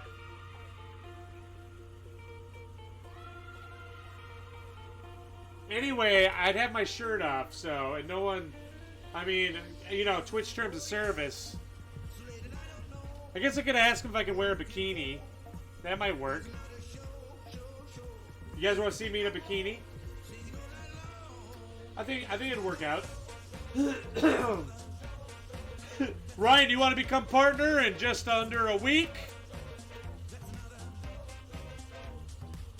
The thought of the long needles, though? Yeah, but I won't be looking at them. As long as I don't see a needle go in me, I'm fine. I'm fine. That's the biggest thing. Like, I can't watch. If I watch, I get all shivery. But other than that, I don't, yeah. Yeah, doesn't really... Oh, thanks, Stitches! How you doing tonight, dude? Yeah, we're working on a yellow sapphire tonight.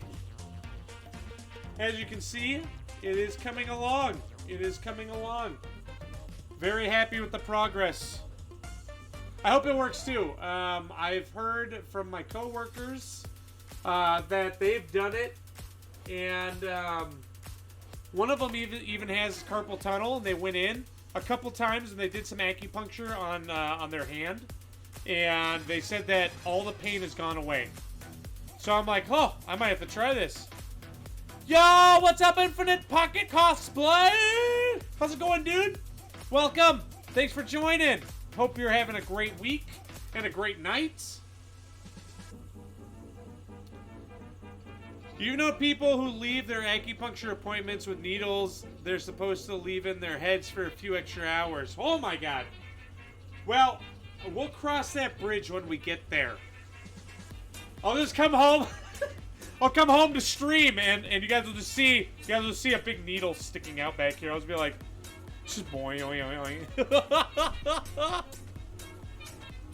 Oh my gosh. Oh, spinning yarn? Oh yeah, what kind of yarn, dude? What kind of yarn are you spinning? You're like a yarn DJ, you know? You've heard good things, just afraid of the needles, yeah. I will let you know how it goes. What goes into spinning yarn? You know, that's a good question. Yeah! Yeah, dude! I'm glad you like, oh my god, then you'll call me a pinhead. I'm glad you like the layout, thank you! Next on the list is more emotes, and I'm gonna probably update the badges too. Update the sub badges a little bit. You're turning Corriedale wool into a 2-ply. Stitches, I want to let you know, I think that's awesome, but I have no idea what that means. What is Corriedale, and what does it mean to do a 2-ply? Does that mean like the yarn is like you got 2 strands that are spinning together? Is it 2 strands together? Kind of like toilet paper? Is it like toilet paper? Okay, good. Yeah, what is Corriedale wool? Alright, guys, I'm going to put a little more diamond paste on here. Just a little more. Hold on, I got a little hair on there, too. This is what happens when I have so many pets. There's just hair everywhere. Everywhere. We're going to spread it around. Give it a little spread. I love to spread.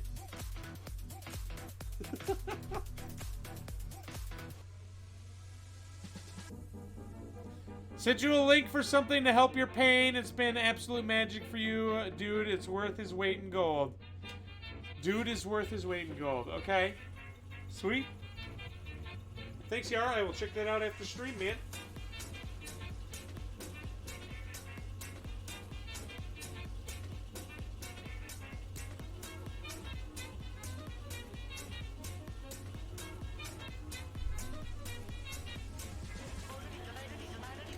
Alright, how we doing here?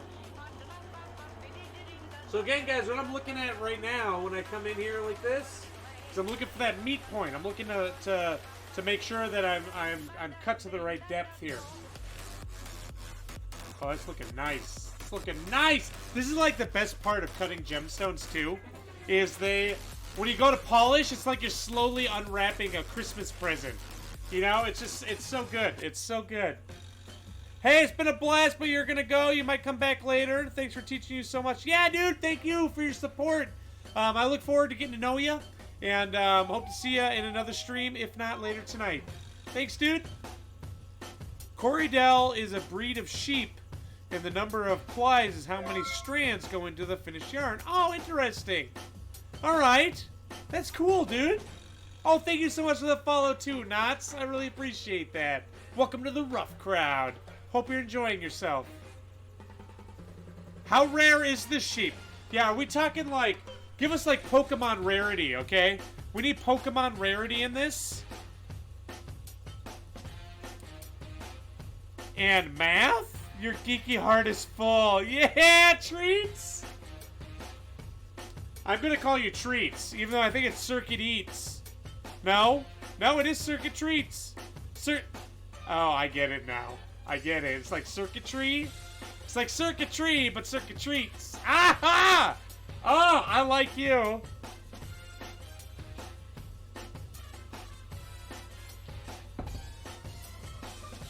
I finally got it. Man, you throw me a rock pun. I am all over that. Right? Right, I'm all over that. And but man, you throw me any other kind of pun, and it may take me a second, right?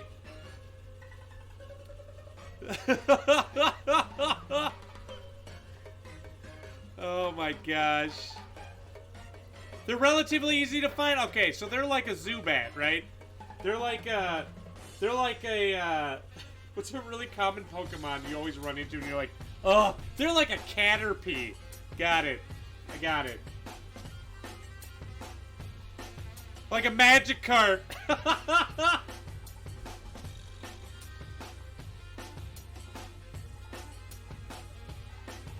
Yeah, dude, actually, a lot of math... Here, hop on over here. A lot of math actually goes into designing and making gemstones.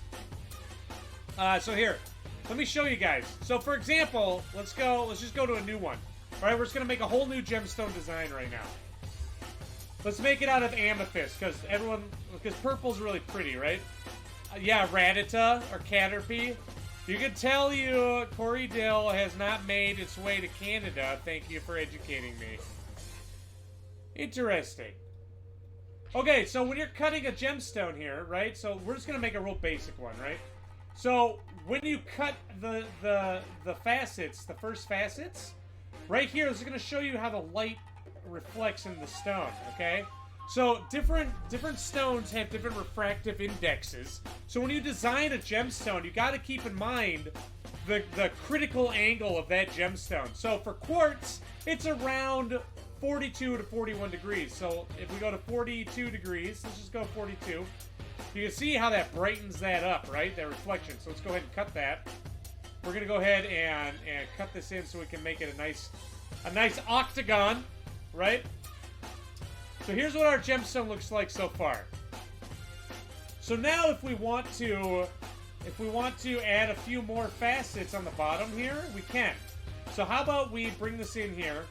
Now we're currently at 35 degrees. Let's just put a little star on the bottom. Okay? But you can see here how this kind of like makes it look dull. What this is doing is it's creating what you call a window. A window is where the light enters the stone and comes right out the bottom of the stone. And it doesn't reflect light back to your eyes like the upper edge right here. So when we go like this, you see how it's not reflecting light, but the whole outer edge is. So you can do some really cool stuff with that effect. But we don't want to have that effect. We want it to kind of reflect light. So let's bring it back down toward its critical angle here.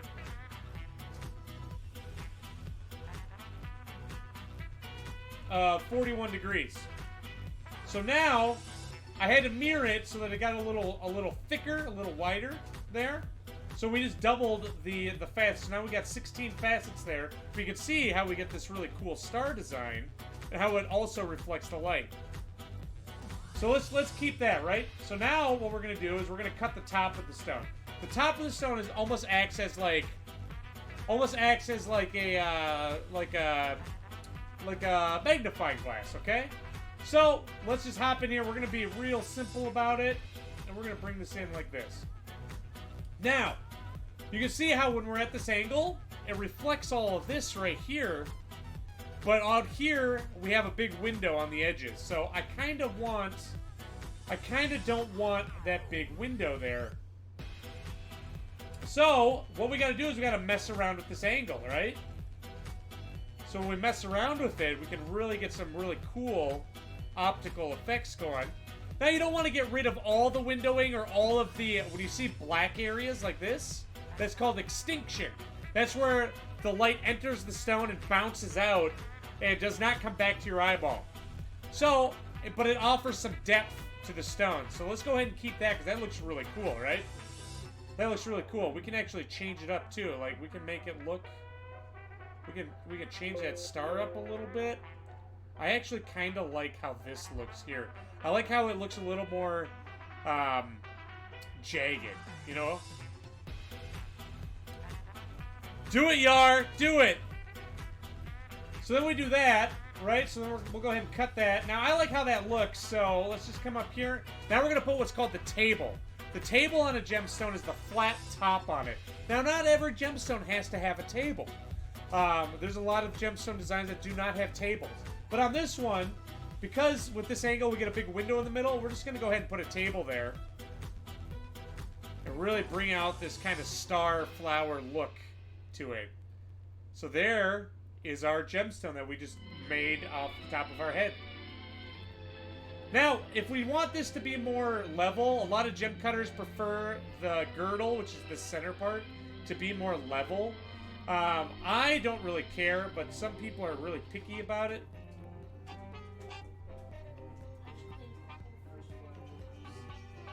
Wow. Do it. Okay. So we're gonna go ahead and bring this down here, and we gotta bring this out this way a little bit. So we're gonna go ahead and add that there. And this can also add some depth to the stone. I mean, we can even just bring this right on up to right here, right? And then we get this really cool looking effect like that. Woo! I like that cut. There. So now we just made a one-of-a-kind, unique gemstone design. So making this for your next giveaway, right? Because I'm really liking this.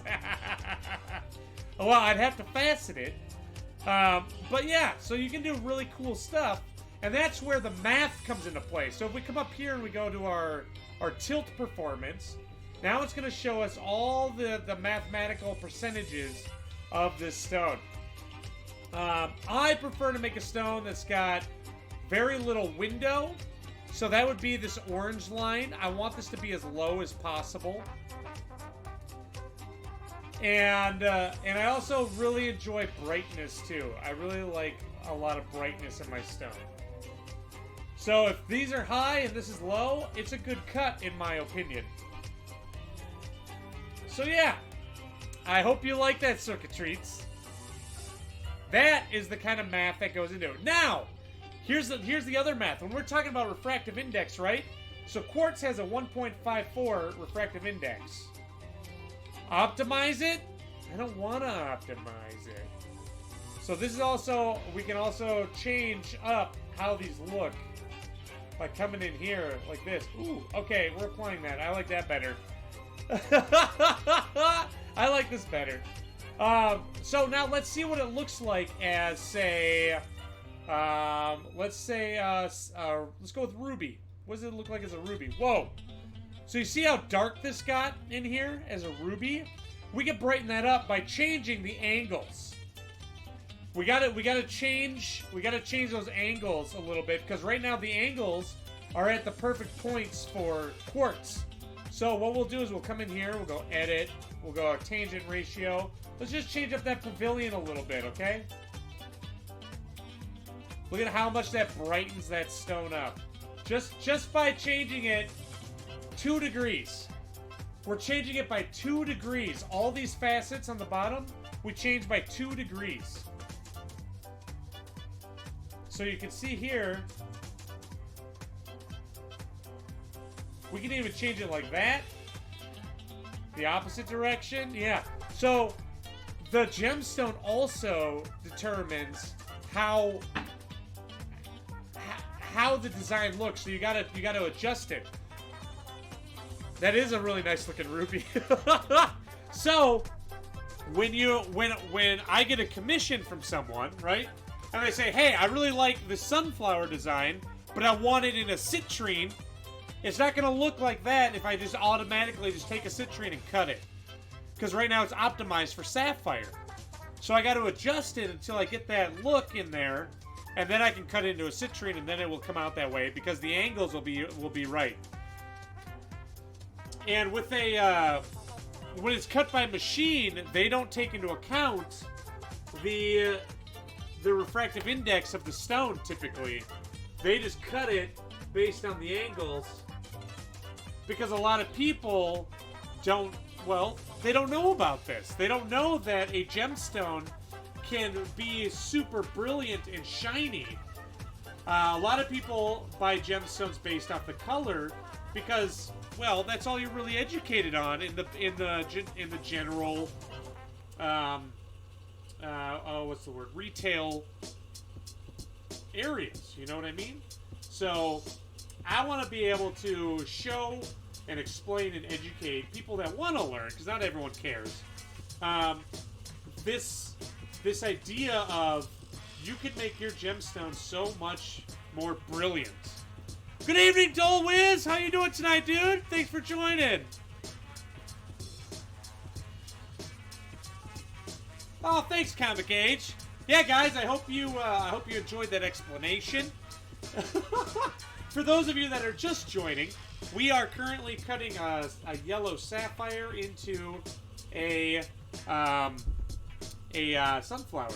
Yeah, we're polishing up some of the facets right now. And it's coming along great.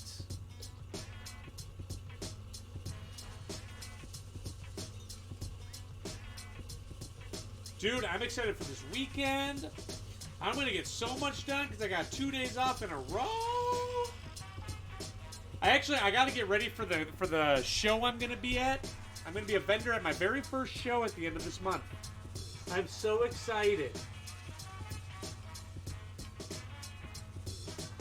I'm so excited and nervous.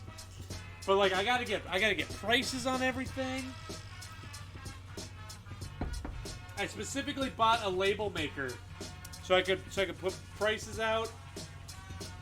I've got what do you call it? I've got signs that I gotta print out on cardstock. I will definitely take pictures at the show. Oh, thanks, Jezebel. Better to leave prices off. So I've been asking my friend that does a lot of Renaissance festivals. She has her own booths there and stuff. And she said that having the prices on, like visible for people to look at and everything, is actually better. She's gotten better, more sales and better business when they're visible, because there's a lot of people that come through shows who are very introverted, and if you don't have enough signage out or clearly displaying what things cost and stuff, because they don't always want to talk to you, then they're more likely to browse and buy something as opposed to look around and be like, oh, okay, and then walk away. So I think I'm gonna try it with them displayed. I'm definitely gonna try it. What's her average price point? She hand makes clothing, so a couple $100 at least. All right. Oh, thank you so much, Comic Age. I really appreciate the support, dude. I really thank you for all the support, and have a great night. Thanks for hanging out.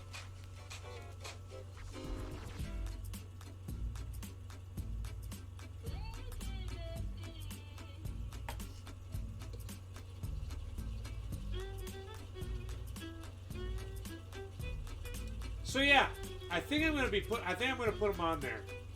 I know my pieces are a bit expensive, but I mean, I don't want someone to get their hopes up and then all of a sudden be like, oh, okay, no, never mind. I don't know. We'll see how it goes. Like, I always appreciate when prices are displayed, as opposed to having to wait for someone to be available and then ask them to come over.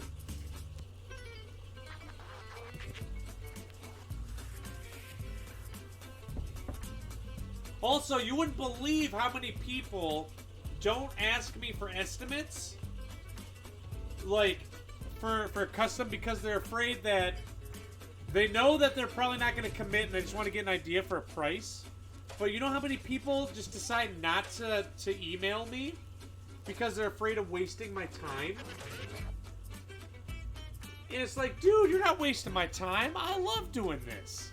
I will totally talk your ear off and show you everything you want, give you prices, give you suggestions. I don't care if you're gonna buy from me or not. I just love sharing that experience with you. You know what I mean? And if you decide that you can afford it and you want to go ahead with it, awesome. That's even better, because then I can make something that you're gonna love.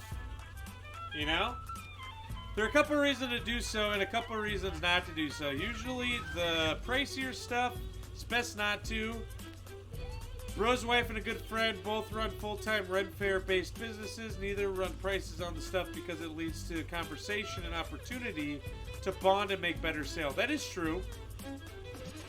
That's true. But I feel like at a Renaissance festival too, though, there's a lot of people that like to talk there. That's been my experience.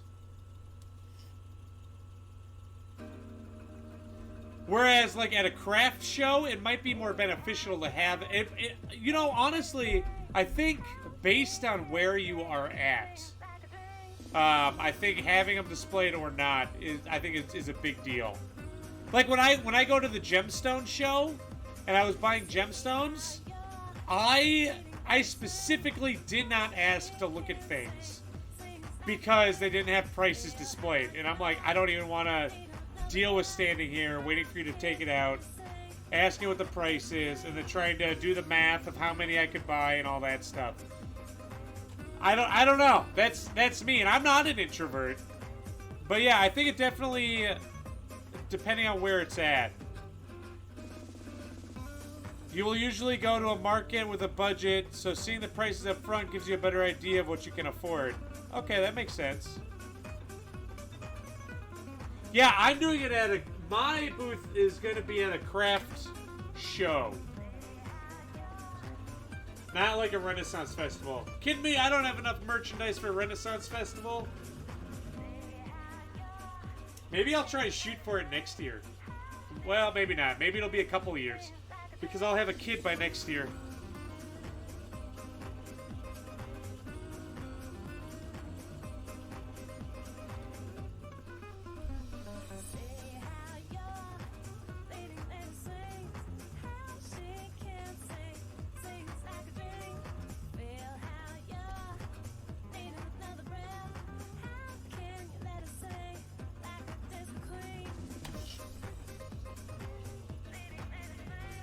Oh, we're almost through all these ones, guys.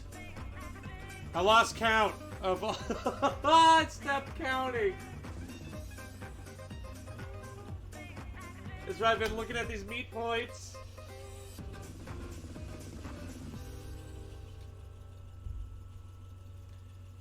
Oh, man.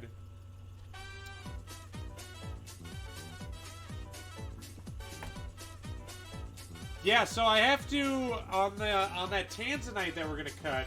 I need to adjust the what do you call it? The design, because I think I'm having an issue with it because of how it's positioned to fasten.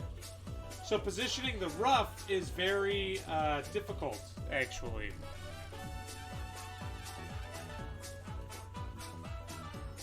So I gotta figure out if there is an easy button that will just allow me to twist or turn the whole diagram, or if I gotta go in and do it all manually. Because I got to get that tanzanite done by the end of this month. Same thing with those sunstones. Oh, God, I got to dop those up this weekend, too. We're going to be faceting some sunstones. We're going to be faceting some tanzanite this month. Crazy. It's going to be crazy. All right, you guys want to see where we're at so far? I know you do. I know you do. All right, we got all of those first outside facets all polished up.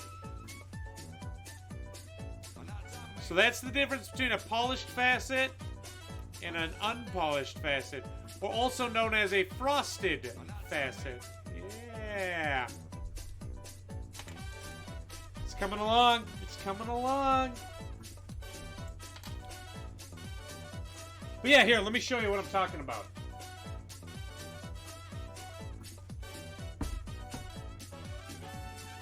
I'm excited too. Yeah, I wanted to keep it as big as I could because the top is kind of domed as well, so I need a lot on top. All right, so let's look here. Open.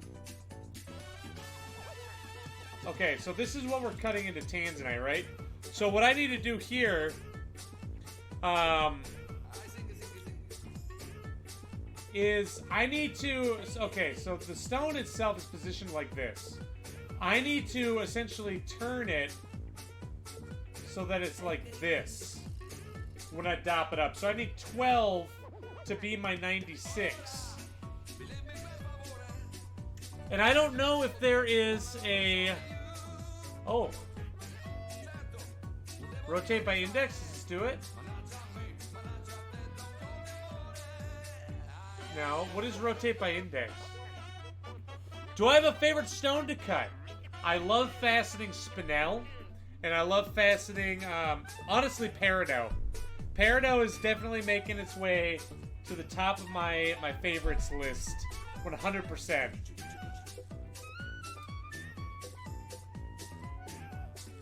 So how do I... What is rotate by index? I don't know. Oh! Oh, guys, I found it. I found it.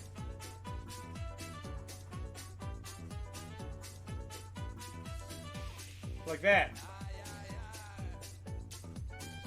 That's how it's got to be. Just like that.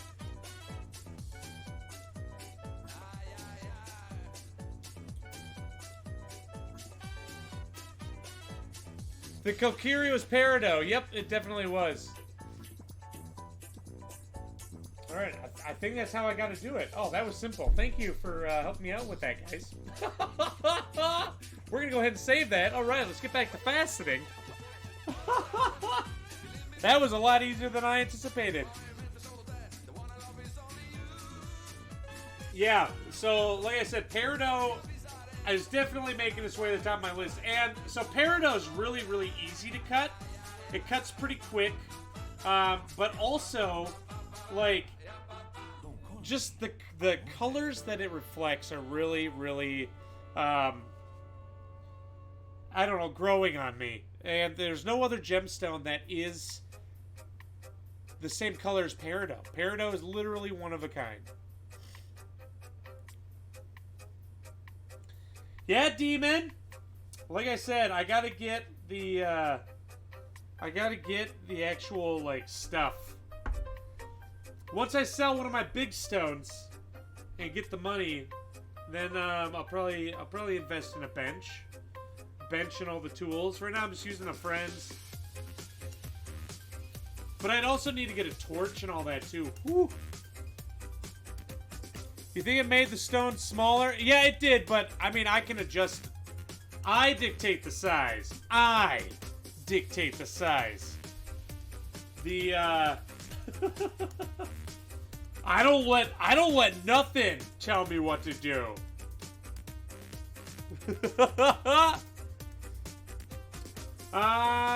We're probably looking at, for all the stuff that I would want, we're probably looking at about probably 1,500 bucks. I mean, I'm sure I can get a bunch of used stuff too if I really looked around.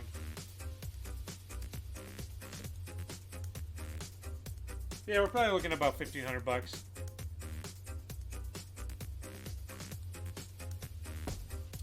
Yar, look how big this is. Okay, how about this, Yar? How about this? Check it out. Okay, not that. Don't look at that. Well, you can look at it, but let me show you this.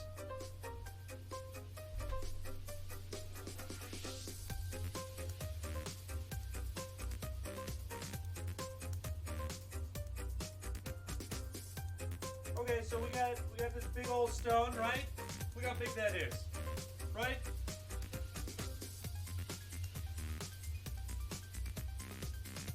That thing's giant, right? Giant. No, I'm not selling Rhonda.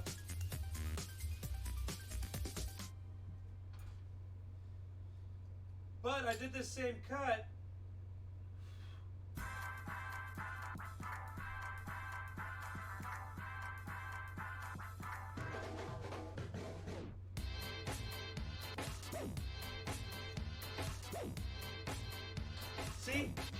See? I dictate the size. I did the same cut in that aquamarine. So yeah, it's just a matter of making sure that all the meat points and stuff line up. I don't ever really pay attention to like the optimal size for the designs. I just kind of do it, I guess.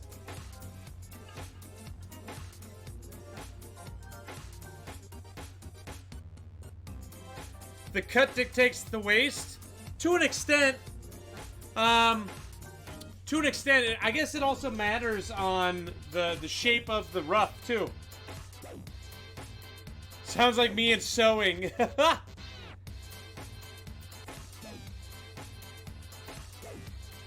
Yes, exactly, Yar. Yep. It definitely did make it smaller on there. But I think we'll be okay. Again, we'll have to do a practice piece. We'll have to do another practice piece.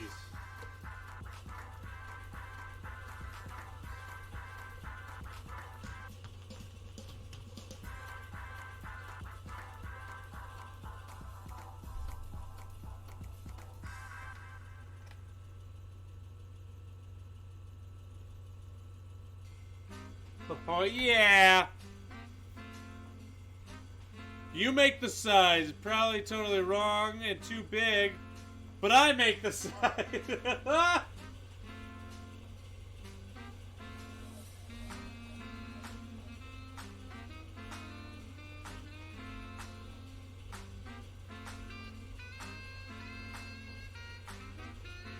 Current mood of cosplay. Dude, I've seen some people make cosplay stuff, and like here in Minneapolis, we have an anime detour, which I'm hoping to go to next year, next spring. Hoping I can make it.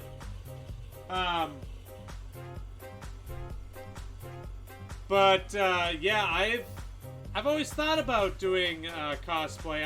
I do not want to put the effort into making a costume. Yeah, what kind of cosplay do you do? Brilliant question, Yar. Brilliant.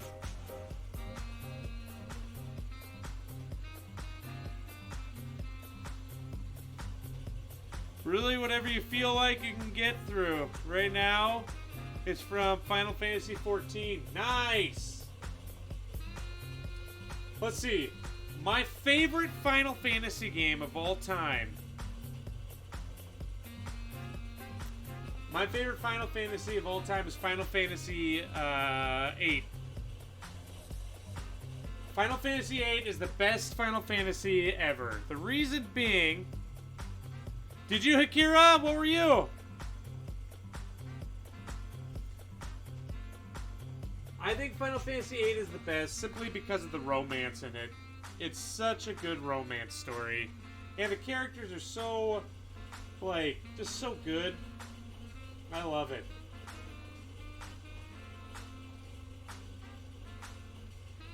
$14's an MMO? I did not know that. I knew that there was a Final Fantasy MMO. And it's pretty popular, isn't it? Man, I cosplayed as Humpty Dumpty once. I mean, it was just my head. Just my head was Humpty Dumpty.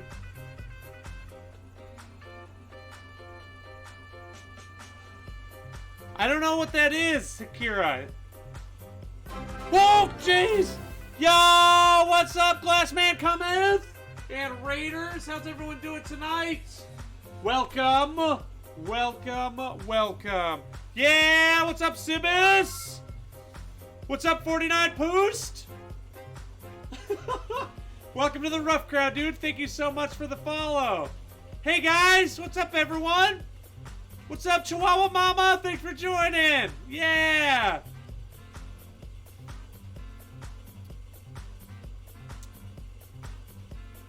High-end jellies, right? I do make, yeah.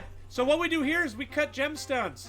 I make, oh, great. Okay, we got to wait for that one to come around. Yeah, guys, what we do here is we take raw gemstones and we turn them into beautiful finished pieces like this.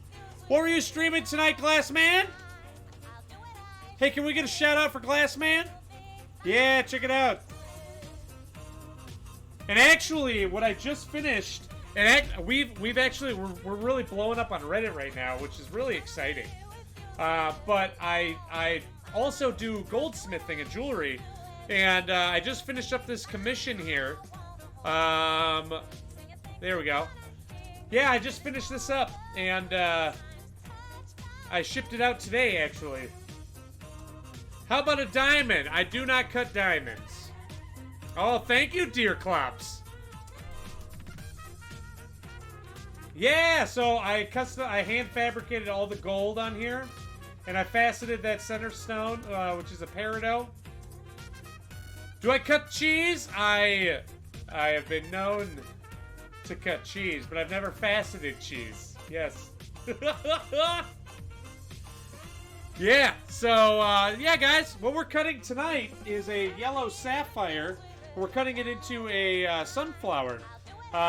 We are actually polishing up the facets right now, giving them a nice high polish. Let me show you. Let me give you a nice little close-up real quick.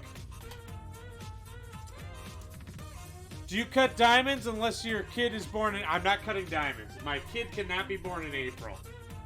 So, right here... you can see how they look.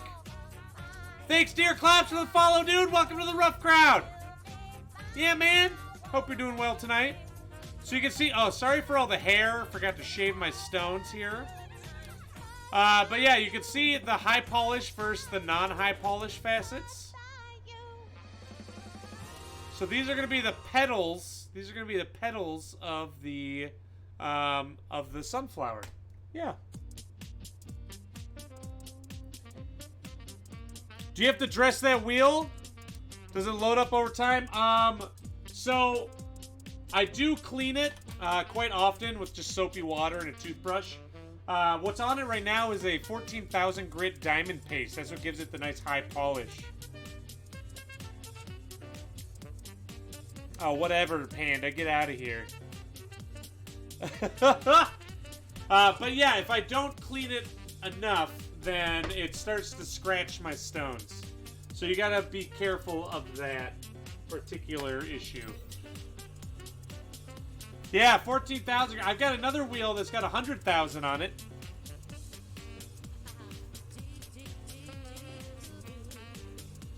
Yeah. So, what was Glassman streaming tonight, guys? How you doing tonight, Nappy? Thanks for joining, dude. Did you take a class to learn how to do this? I'm actually self-taught. I've been doing this for around 15 years. And I've actually learned a lot since I've started streaming it from other gem cutters that have come in and watched me and given me pointers. So yeah, it's great.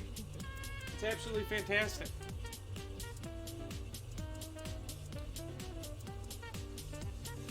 Nobody wants scratched stones. I know, right?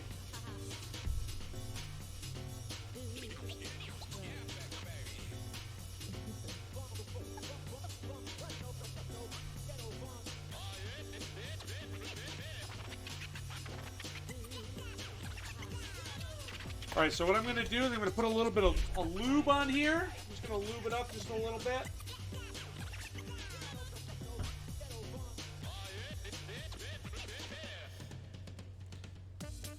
This is actually, I do have my own business doing it. I'm not quite at the point where I can go and quit my day job, which is, my day job is being a goldsmith. I do jewelry repair and make rings and all that stuff, make jewelry. But I'm hoping that within the next few years I'll be able to go full-time on this. Most of my stuff is done by commission because so many people want different things. And, well, I don't have a jewelry store where I have foot traffic where people can come in. One day. One day! So, this is kind of, I guess, my part-time job is this. And my full-time job is being a goldsmith and jewelry repair. Glassman's a glass blower. He makes all manner of jewelry, pipeware, figures, etc. out of borosilicate. Oh, that's awesome! Sweet! What does a setup like this run? My machine, brand new, is about $4,000. Each lap is anywhere between $150 to $400. So you're looking at, to get started, if you find a used machine, to get started, you're looking at about $3,000.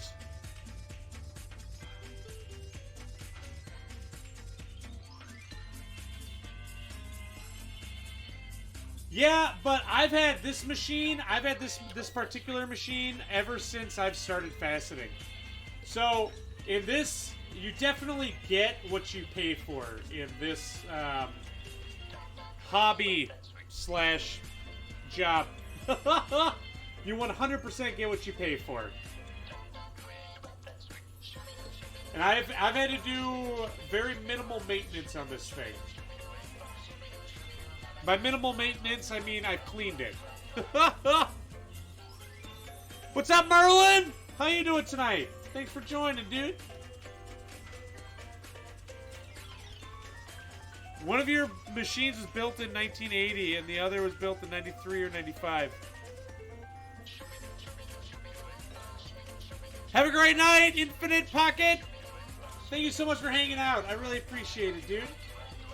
Have a great night.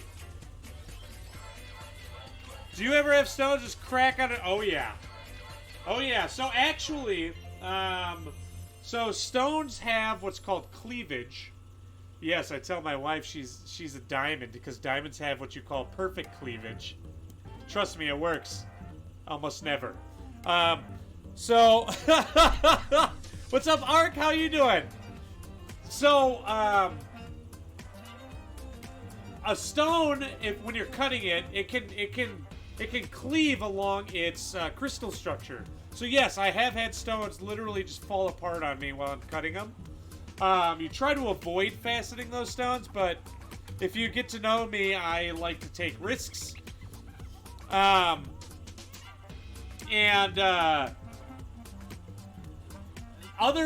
stones, the crystal structure on some natural stones, as it forms in the earth, it can have such stress on it as it forms that occasionally when you go to start cutting it, it will literally explode because it's like the crystal structure is like a rubber band. So I haven't run into that yet, but yeah, you can definitely have a stone just explode on you. Good evening, Tom. How you doing, dude? Will you slow down your strides if you need higher material removal rates, or does stagnation in a certain area on the wheel run the risk of causing Nappy, you are very intuitive. Yes. So you got to make sure that you run it along the entire wheel like this. You got to run the whole wheel, otherwise it will start forming a groove, and it will wear unevenly. So I'll run it at higher speed if I want material removed quicker, basically, is what I do. Yeah, Richard, you know it. What do you know? What do you do with the broken ones? Well, if I can't continue to like If I can't recut it to something else, then I typically just toss it. Like, toss it outside in the yard.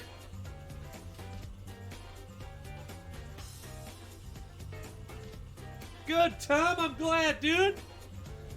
Different world, but you run diamond grinders on 5-axis CNC machines all day. Yeah, dude. Yeah, I mostly just look around for them for weeks. Actually, I've got some stones. Also, gemstones can just fall off too. Let me show you an example of some gemstones that have just kind of fallen off on me as I've faceted them.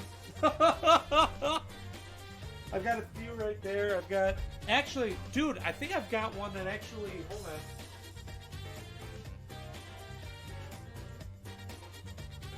Here's a perfect example right here. Actually, let me toss it up on this camera down here. Yo, what up, Hard and Fast? How you doing tonight? Thanks for joining, man. If you give you your address, could you save some for me? You take macro photos. You'd love to do some with them. Sure, dude. Shoot me a message. I'll totally send you some broken ones. So, for example, okay, I was literally on the last facet of this one, of this peridot, and it just broke because there was cleavage in there. Let me show you.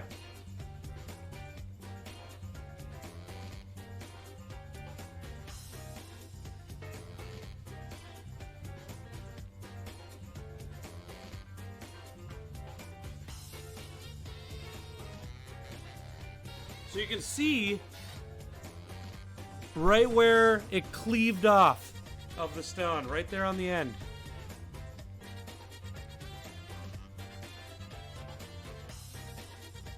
And your undies. Panda.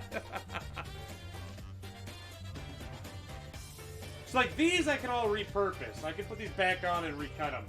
I've just been lazy. But once a stone falls off, it's impossible to get it back on perfectly where you'll be able to get the angle just right. Once it comes off, you got to start all over. Thanks, Hard. Cleavage, great in bars, terrible in stones.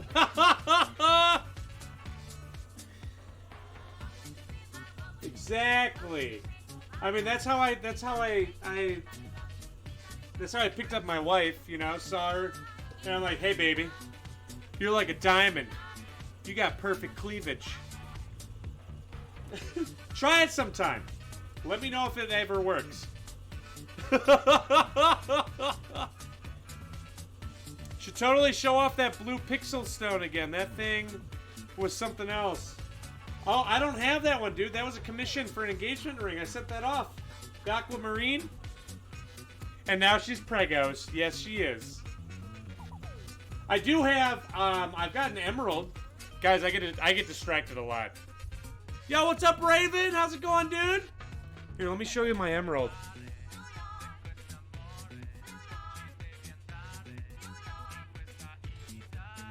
Gotta grab my tweezers.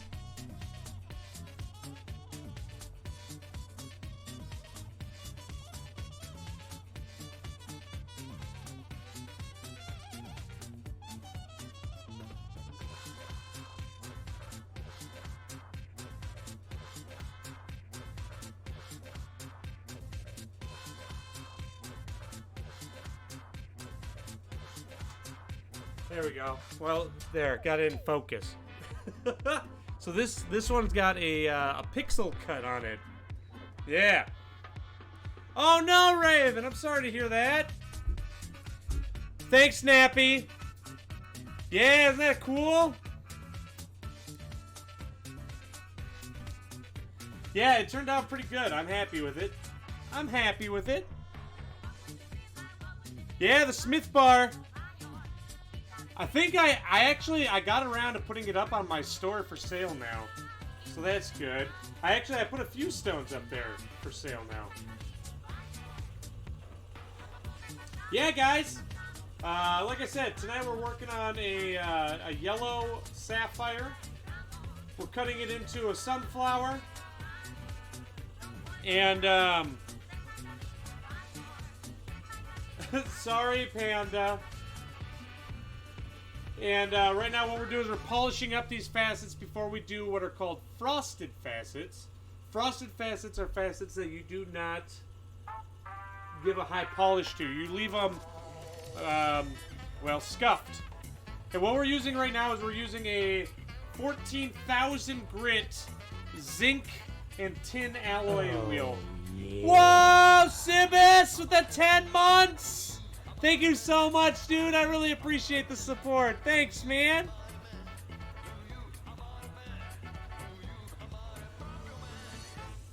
Feels like rough stones in your nose and chest.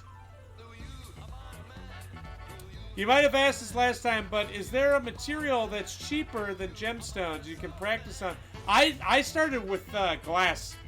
So what I did when I started practicing is I just bought big chunks of glass, like big solid chunks, and I just chipped them. I just chipped them apart because then they give you rough pieces, and glass often has little gas bubbles in it. So those are essentially like inclusions. So like when you get a piece of rough that looks like this, right? So this is a topaz right here. Here's a big topaz. What do you do with it, you know? And you gotta know, like, okay, where can I cut this? How can I position this to get what I want? And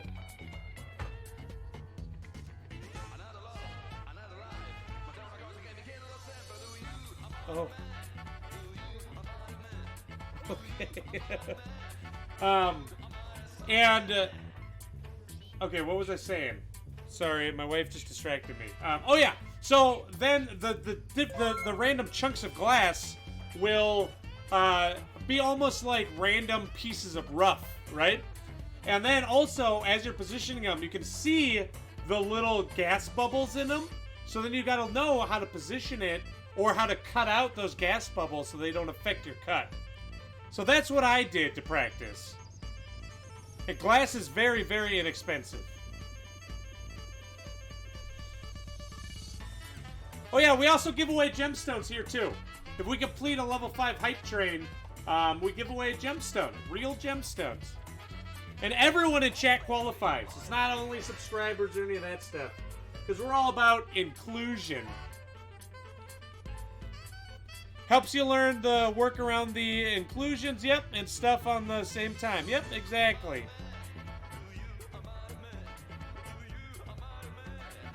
Got your soup, got you on the big screen, now laying down on the couch and watching. Yeah, Raven.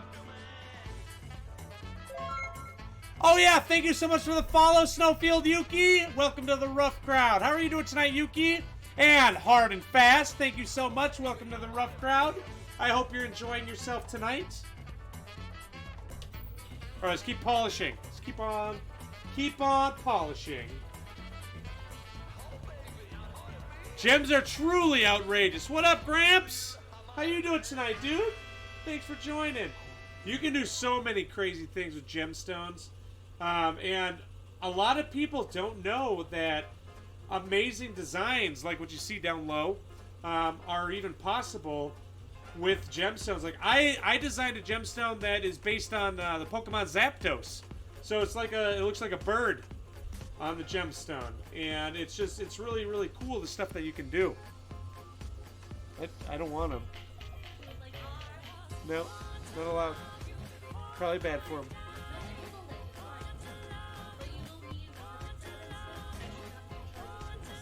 Okay.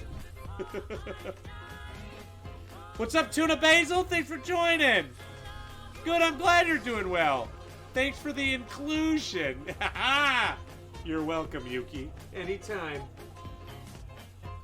I won't pass you like a gas bubble.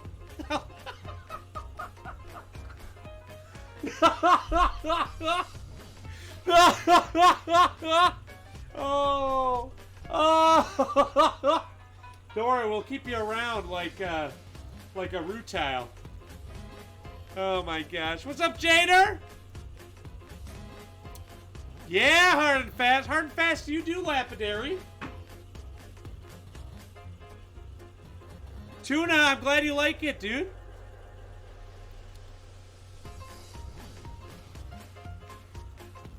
Do it, Sibis. Do it.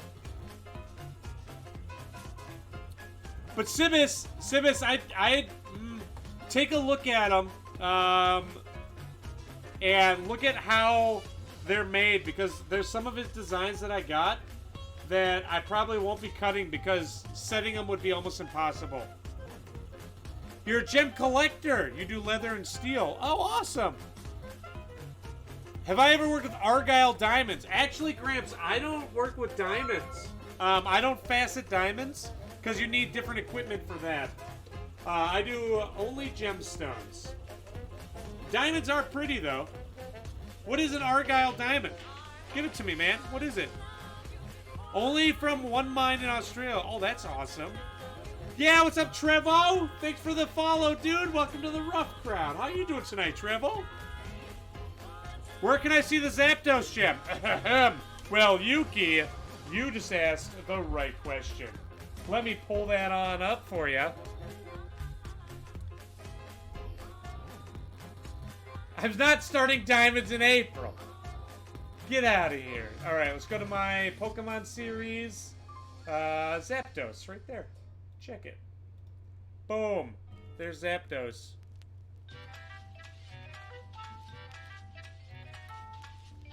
Yeah.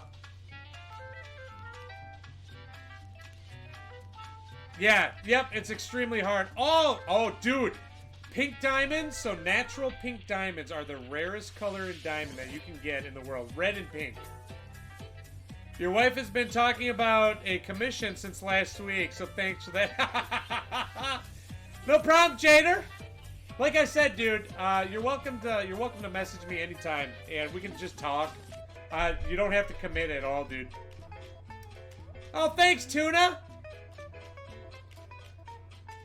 Oh, you guys want to see some cool stuff. Now, I feel like a novice when it comes to designing stuff. So, like, I'm a big nerd, right? So I did a lot of Pokemon stuff. I also did some Marvel stuff. So, like, here's Tony Stark's arc reactor, right? Iron Man. What else do we do? Captain America's shield. There's Captain America's shield right there. I also did the Winter Soldier. There's the Winter Soldier. And, this one, oh, that's all messed up. Did the Green Lantern. Did the Green Lantern a bit there, right there. But compared to, some other people, like, Viet Gems / artifact makers, look at this. Look at this. Okay, this is the kind of stuff you can do when you're incredibly talented and do this forever. Right here. See that? There's a cute little fairy right there. Yeah, I do need to do another design stream. We'll probably do one this month. So that one's got like a little fairy on there. Yeah, Gramps, you can do insane stuff, dude. Check this out. Do we have any math nerds out there? Anyone really like math? Because, here is Professor Sue. Professor Sue is the Vietnamese zodiac sign for the year of the ox. And Professor Sue's a big fan of Albert Einstein with E equals MC squared in the background there. He's like that. Good old Professor Sue the ox right there. I need to facet this. We gotta facet this before the end of the year. This thing will be hard to facet, but I'll totally try it. All right, let me show you one more. We got this one right here. This is a lot of people's favorites. So you can do a lot of insane things with gemstones. With just manipulating the angles and how it reflects, and also leaving certain facets unpolished allows you to get this kind of effect on stones. Yeah, Tuna!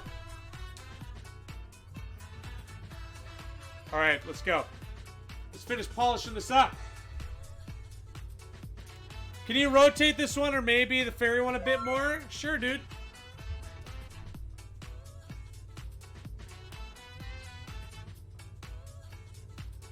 Thank you so much for the follow, Gramps. I really appreciate it, dude. Welcome to the rough crowd. Here, I'll do the fairy one too, okay? Okay.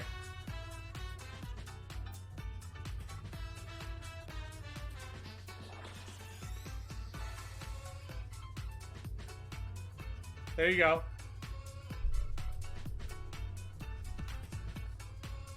Yeah, so it's crazy stuff that you can do and make on gemstones. I've got a few other designs too that are really fun. That I actually have never tried.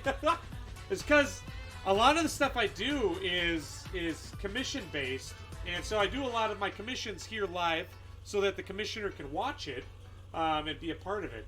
And so I don't have much time for fun stuff, if you know what I mean. How long did it take to get to the level that you'd be able to do these designs? I've been doing this for 15 years, or around 15 years, a little less. And looking at that makes me nervous. But I would try it. I would 100% try it. I would have to do it a couple times to get it just right. Because the thing is, when you're cutting a gemstone, so here, hop on back here. Let me open up one that I don't have to worry about sharing how it's cut. The one that I've designed. So let's hop on over to, how about this one? Ring of Fire. Perfect. Okay, so this one right here, right? So when we look at this, this one, generally when you facet a stone, you have what are called meat points, okay? So meat point is like right here. You see it right here? Where this facet, and this facet all meet right here in this one spot. So that's how I know when I'm cutting a stone. That's how I know when to stop cutting. Is when it hits that meat point, and then I know, okay, that's deep enough. It's going to reflect light how I want it to. That's perfect. However, when we get into a stone that has like those pictures on it. So for example, let's go to our Zapdos. Pokemon Zapdos. For example, our Zapdos here. Here's the top of our gemstone right here, right? This is what makes our bird look how it looks. There are no meat points on this, right? So you just gotta kind of cut by eye and stop when it looks right. So it takes some practice to get those pictures just right on the stones. So that's where I would definitely need to practice a couple times on like a piece of quartz or glass or something like that to get it just right. So then I'd be comfortable doing the commission for the person. So yeah, that's where just practicing the cut a couple times so you know how it's gonna cut goes a long way.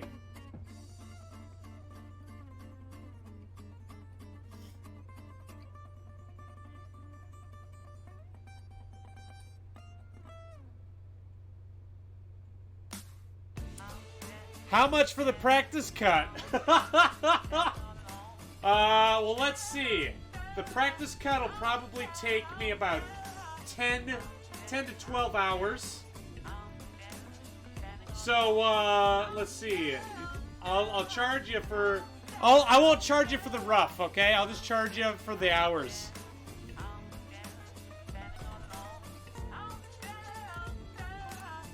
You like the 10,000 hour rule. 10,000 hours of concentrated practical application to master any skill, which translates to something like 2.5 hours a day for 10 years. Yep.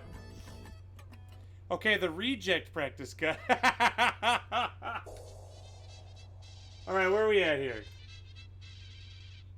But, like, this is my first time doing this cut that I'm doing right now. And I'm confident that I'm going to get it right because they're pretty much all meat points on it. So I know when to stop cutting. You know what I mean?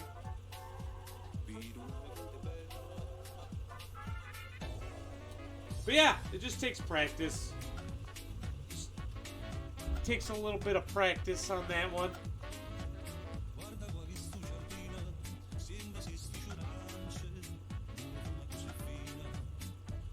Just gotta go a little more on that one. So Yar, earlier you asked about the top not being cut to a point. And oh, we still got to keep going on that one. And now it's almost actually cut to a point because the other facets that come after it all get cut at a slightly oh, not steeper angle, whatever the opposite of steeper is. Broader angle that angles more toward the Q-lip. So it gradually brings that down and to a point. So then you can save on cutting. You can save on material for the top of the stone.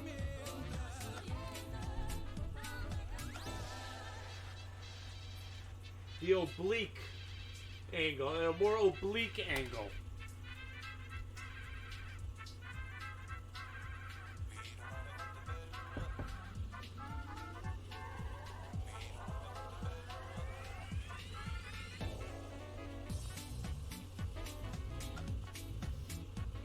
Yeah, man. You guys excited for the weekend? I am pumped. I'm going to get so much done this weekend. I'm super excited. I got a scratch on my hand. I don't know how. Interesting.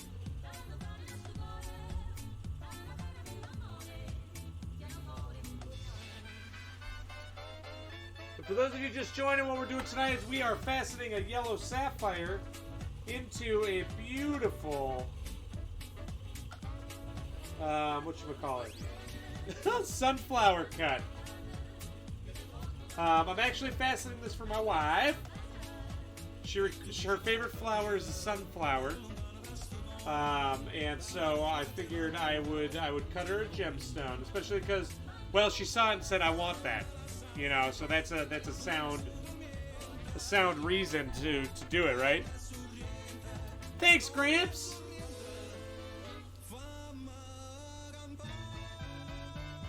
Yeah, my wife and I have very different tastes when it comes to jewelry and design. She's also a goldsmith, like I am, and so I can't actually buy her jewelry unless she says she wants it. Same thing with gemstones. I don't do it unless she says she wants it, because we both, especially with how nerdy I am with gemstones, I'm like, dude, look at this, isn't that so cool? And she's like, stop talking about rocks. I don't know. I guess it'll be up to her what she wants to do with it. I think it'll be best as a pendant, yeah. Actually, you can make a really cool pendant out of this. If you do a little bit of gold work. And maybe do some yellow gold around it, and just make some like extra like petals coming out from behind it. I think that'd be cool. Yes, Sandy's favorite stone is definitely a sapphire. Well, again, so Sandy and I have been together for 12 years? 12 or 13 years. We've been married for 8. I think this year will be 8. I think so. And we're at the point where it's like... It's at the point where it's like, hey, what do you want for your birthday? And we'll tell each other what we want. And I still try to surprise her, but she doesn't really like surprises, but I love surprises. So, you know, it can be a double-edged sword.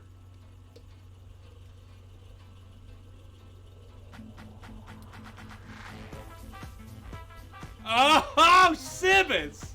Oh, that cuts! That cuts deep! Oh yeah, she's home, but she's upstairs. Hopefully she can't hear me.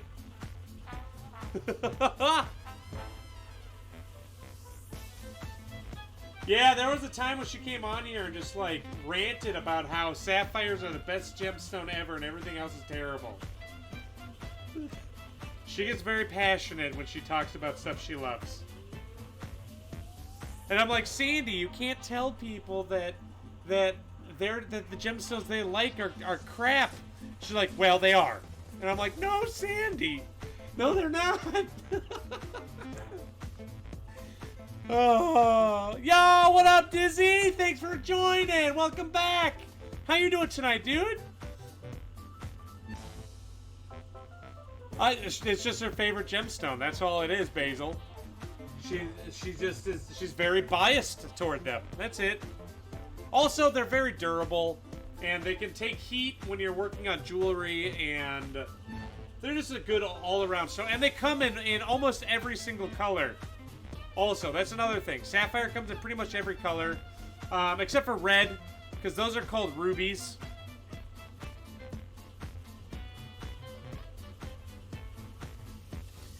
No, Jader, I don't actually. I'm actually going to school to get my gemology certification, so I can finally be called a gemologist. Otherwise, no, I literally have no formal school except for high school and a little bit of college.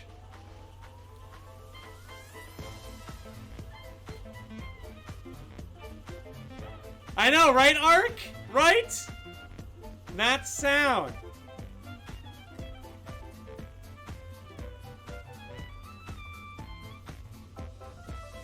Yeah, thanks, Dizzy.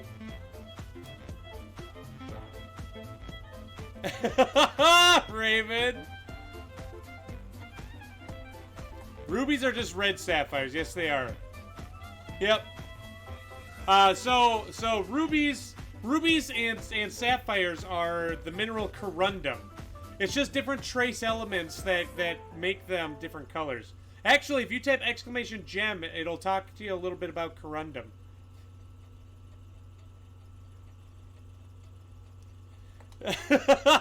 Basil. You wanted to be a gemologist as a kid? Yeah, Kira, you still can. It's actually rather inexpensive. And I'm going through the International Gem Society.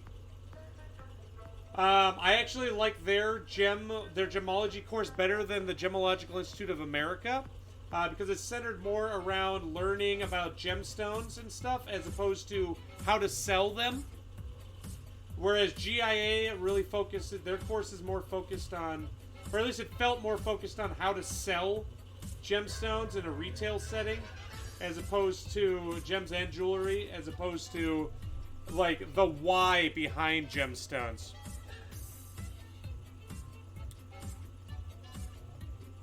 I don't remember the trace element in ruby. I don't think it's iron to make it red. Iron normally makes a gemstone more, I think more like purpley. Doesn't it? I might be wrong.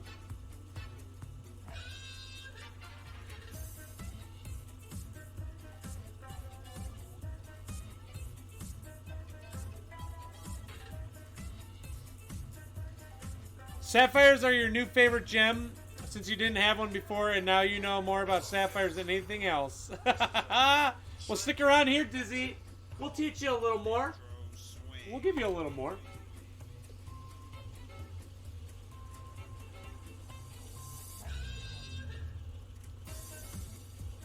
Titanium is what makes them blue. You were looking into AIGS?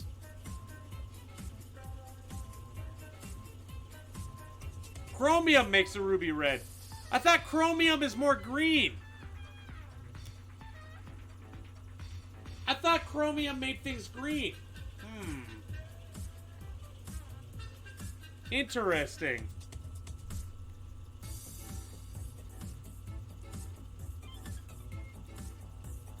Oh, awesome, Yar. Thank you. Isn't it ionization that causes the red? Chromium can make them green. Chromium is the trace element that causes rubies red, which ranges from an orangey red to a purplish red. The strength of rubies red depends on how much chromium is present. The more chromium, the stronger the red color. Chromium can also cause fluorescence, which adds to the intensity of the red color. Interesting. Well, thank you, Dizzy.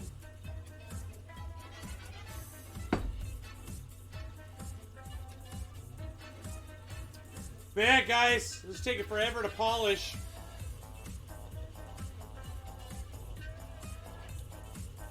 I don't know what TIL means. I'm an old guy, remember. I don't know all this internet slang. Back in my day, I used to have to go to the store to buy memes. Today I learned. All right, awesome. Thank you.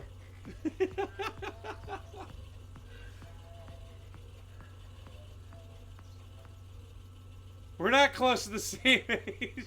I know, like I said, I'm an old guy, Dizzy.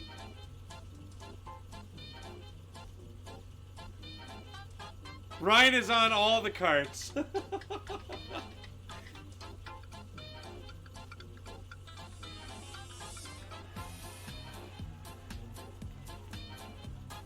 Your head is as bald as yours. You're 34. Dude, we're the same age. We're pretty much the same age, dude.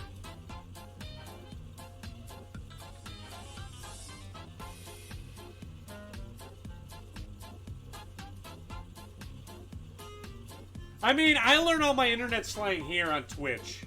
Really.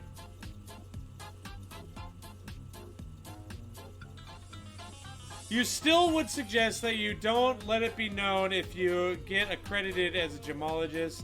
You did escape an expensive lawsuit because you had denied it in writing before the transaction occurred. Incidentally, it was over a yellow sapphire. Oh, interesting, Gem Doctor. Good to know.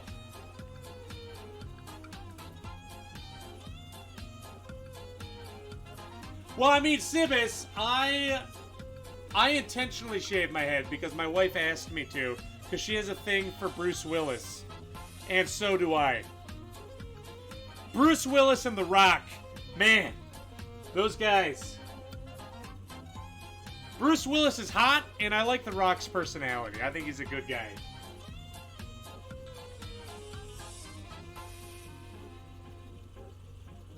Okay, and Vin Diesel. I like Vin Diesel. I think he's awesome. I am 31. Like I said, I'm practically the same age. Well, okay, I'm practically 32, right? My birthday is September. That's like 2 months away.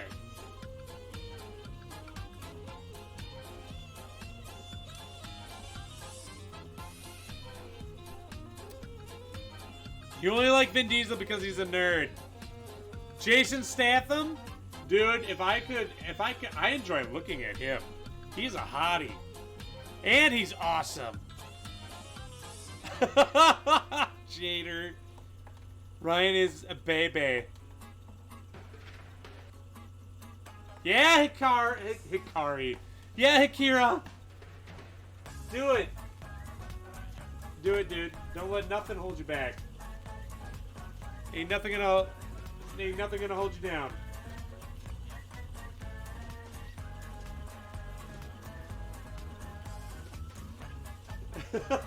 Yar. Dude, one day I want to actually have The Rock on here cutting some rocks. Okay, how cool would that be? How cool would that be? I wonder if I'd be able to actually accomplish that at some point. I probably have to actually have like a place of business, like a brick and mortar store, and be like, yo, you want to come in and cut a rock live on my my Twitch stream? I'd love it. He probably would do it.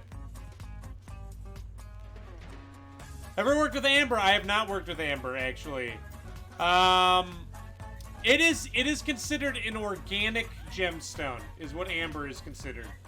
And actually, did you know that amber is technically a plastic? It over the years, it actually turned into a polymer, a plastic. You want Stallone? Imagine Rocky cutting rocks. Send him a letter and ask? I should. I totally should.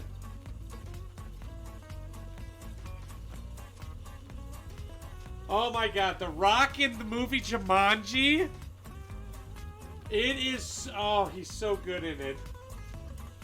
I like him. I feel like he's a genuinely good guy. You know?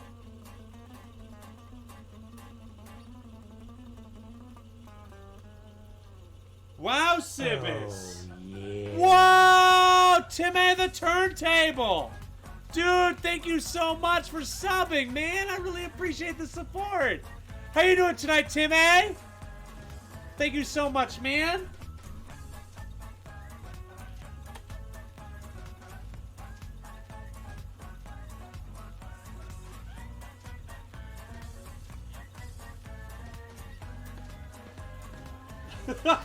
Demon!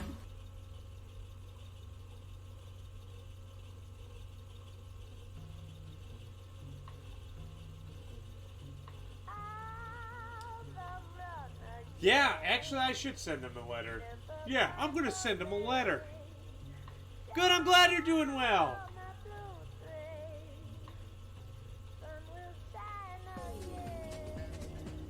Whew. Dude, sapphire takes forever to polish, okay? Well, I'm also using a somewhat soft lap because my hard laps are damaged and I'm waiting for a response from the Gear Loose guy. I'm probably going to have to contact him on Facebook because I don't think he answers his emails very well.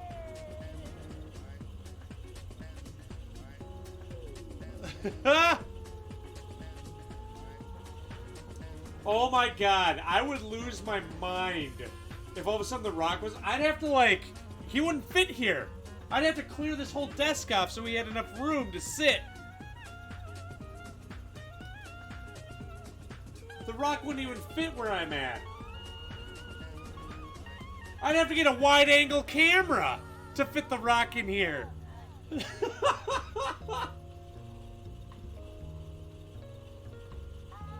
I'd literally be sitting in the background fainting. Okay, you guys would just see him sitting here and be like, yeah, guys, so I'm The Rock. How's everyone doing? And I'm Dwayne The Rock Johnson. My head is even shinier than Ryan's because I glisten naturally. And, oh, pardon me, you can't see the gemstone because my biceps are so enormous. Well, we're just going to have to reposition this camera.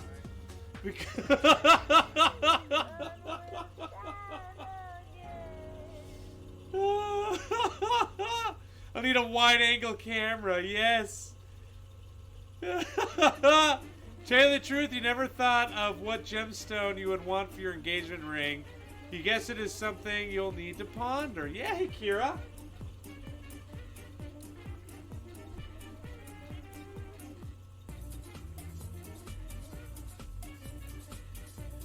Dude, I do too, Demon, all the way. You step away for once. You came back, Raven, to us talking about having Dwayne The Rock Johnson on our stream here and me teaching him how to cut a gemstone. We'll get The Rock on here cutting some rocks. Can you smell what The Rock's been cutting? And it's not cheese. Oh my gosh.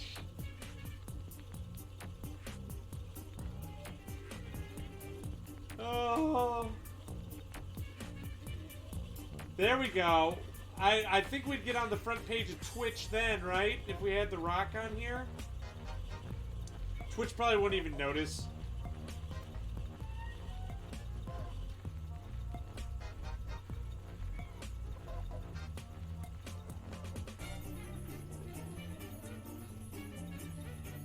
Okay, I need a little more polish on here.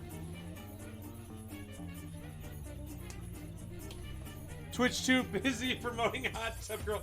There we go! The Rock and I will do a hot tub stream. Yes!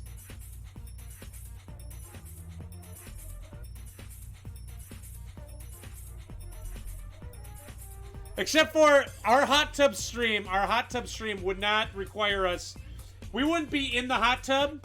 We'd be doing hot tub repairs, okay? We'll be repairing a hot tub. So what I'm putting on here, sorry, guys, I got a little distracted. I'm not talking about what I'm doing. So what I'm putting on here is a 14,000 grit diamond paste. This is what gives our stone a nice mirror finish. This is what allows it to polish the stone from the unpolished state, which actually here, I don't think I've shown you guys. So here is what it looks like.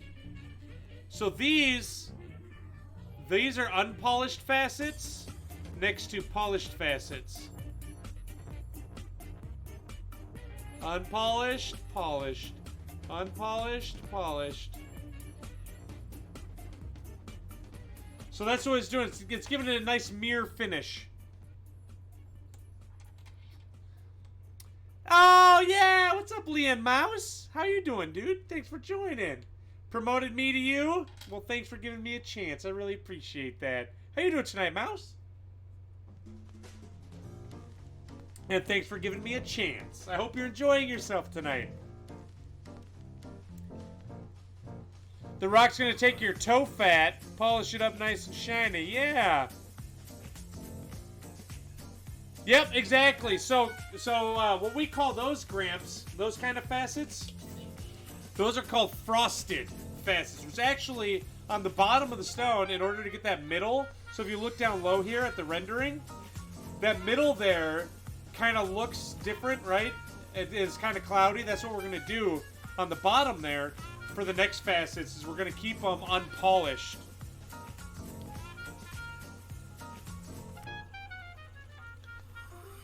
Yeah, where's Zid? Speaking of people we haven't seen in a bit, I haven't seen Hippie in a while either. Hope he's doing well. Yar, you get a few hot tub live streams. You do not understand how, though.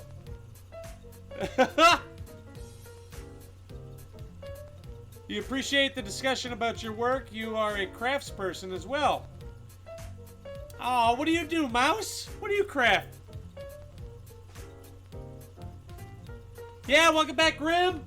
Yeah, I'm going to finish polishing these facets, and then I think we're going to call it a night. We've got a few more left, and then we'll call it. Dude, thank you so much for the follow, Mouse. I really appreciate that. Thank you. Welcome to the rough crowd. Oh, by the way, guys, I'd like to invite all of you to join our Discord if you would like to join us offline as well. We have lots and lots of talented people in there that share all of their crafts and art. It's not just gemstones and rocks. And we're all about inclusion.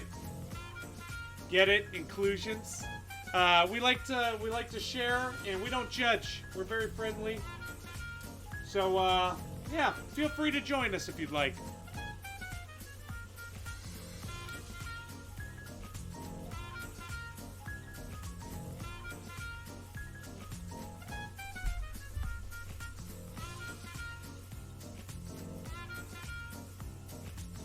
Gotta go. No, I don't work tomorrow. Not tomorrow, thankfully. But Sandy and I have actually started watching Sweet Tooth, and she wants to watch some of that tonight. So we're gonna probably do that.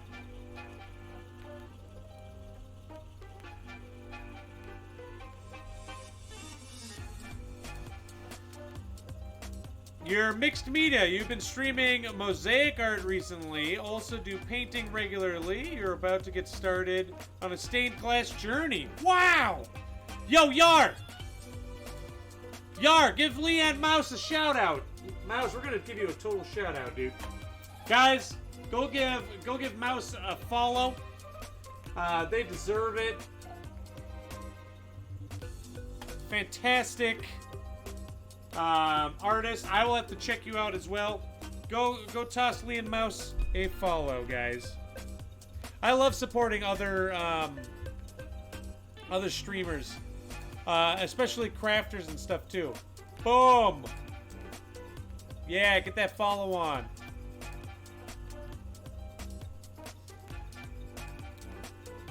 Mailing stained glass is fun.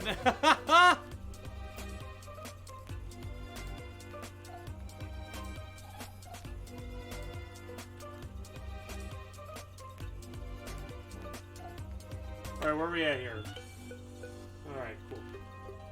So yeah, like I said earlier, what we were doing is we were cutting a yellow sapphire. We're currently polishing up the I guess you'd call it the petals of the sapphire.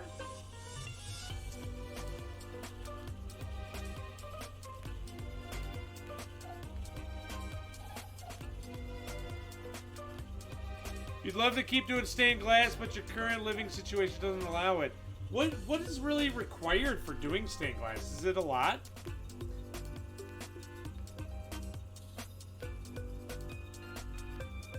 Sorry you had to go break into your neighbor's apartment for them. Let's get back to the topic of beautiful bald men in their mid-30s.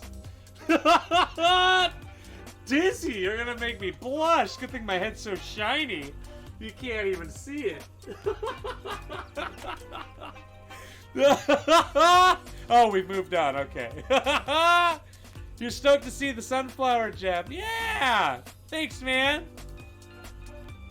Right now, what we're doing is we're working on the bottom of the gemstone. We're not even actually going to finish the bottom here tonight. So, larger gemstones tend to take more time because, number one, as you may have noticed, they take a long time to polish because the facets are so much bigger. Larger surface area takes more time.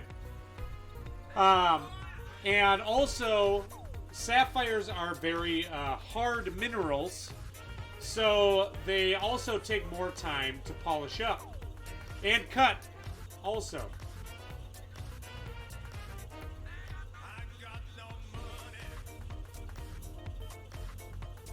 Oh, really? You are? Okay.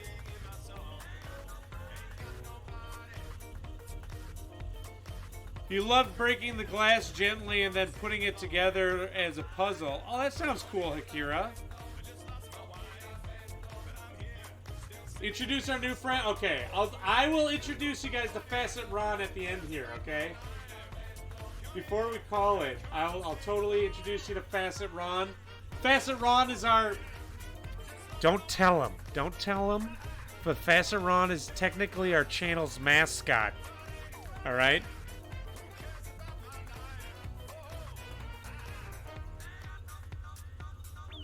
But don't tell him I said that. Alright, I gotta put a little more lube on here. We're gonna lube up. Boop, boop.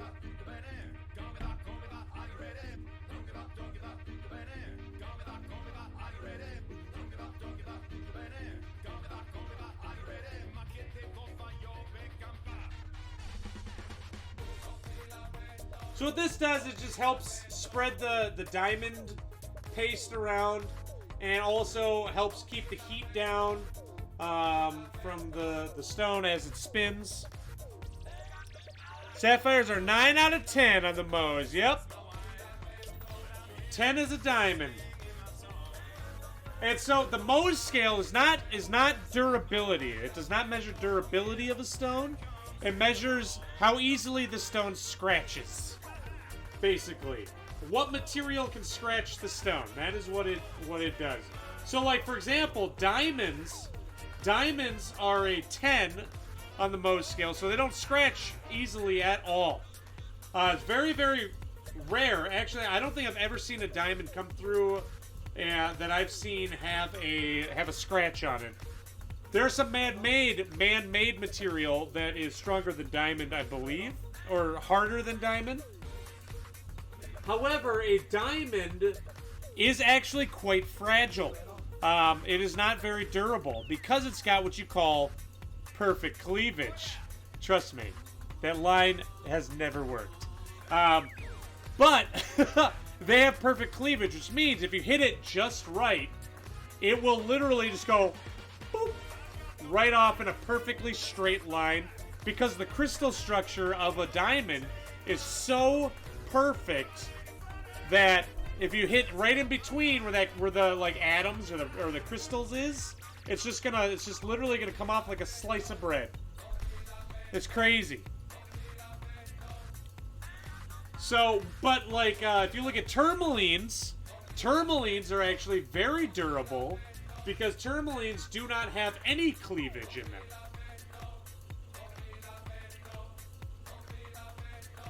Topaz is the same thing.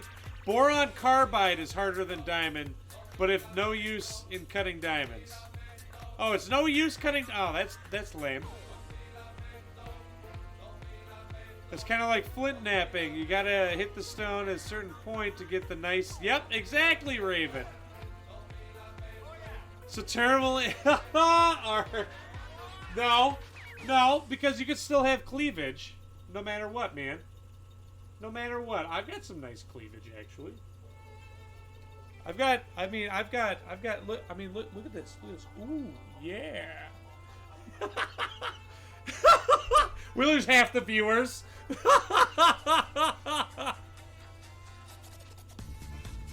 Waiting on the results from Kryptonite.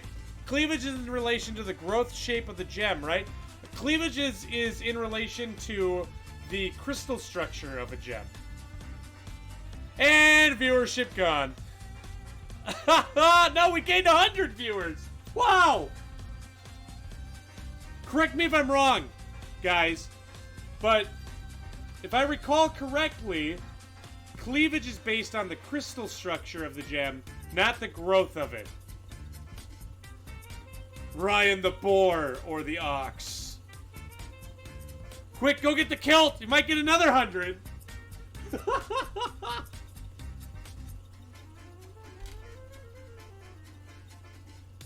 Oh, there's still a little scratch on here. Let's get that out. Let's get that out of there.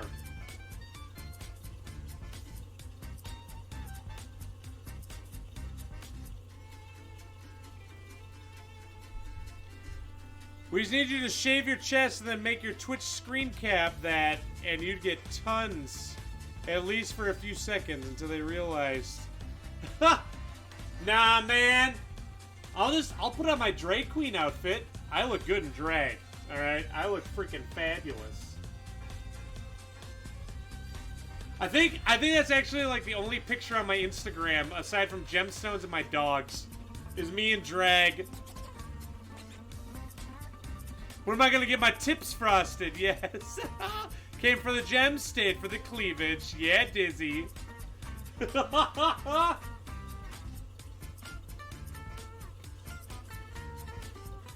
Oh, man.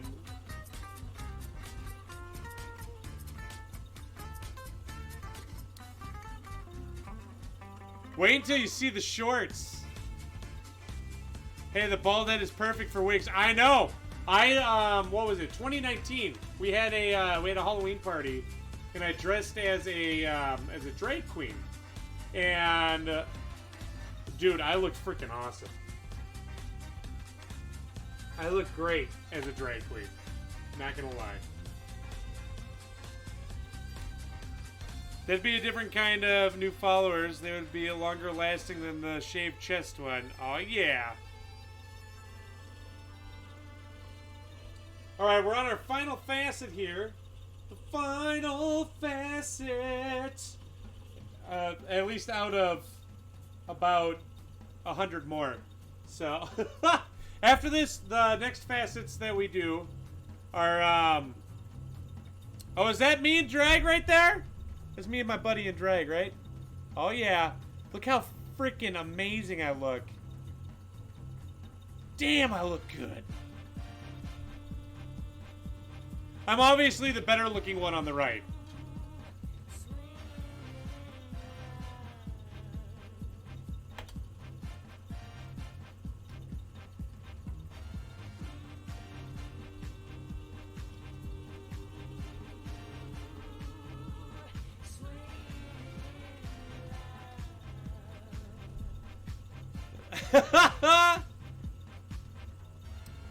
Yes, Gramps, a ton. Like, this stone, I think I've already put in. I put in about 6 hours into this one. Whoa, Rocket Sage!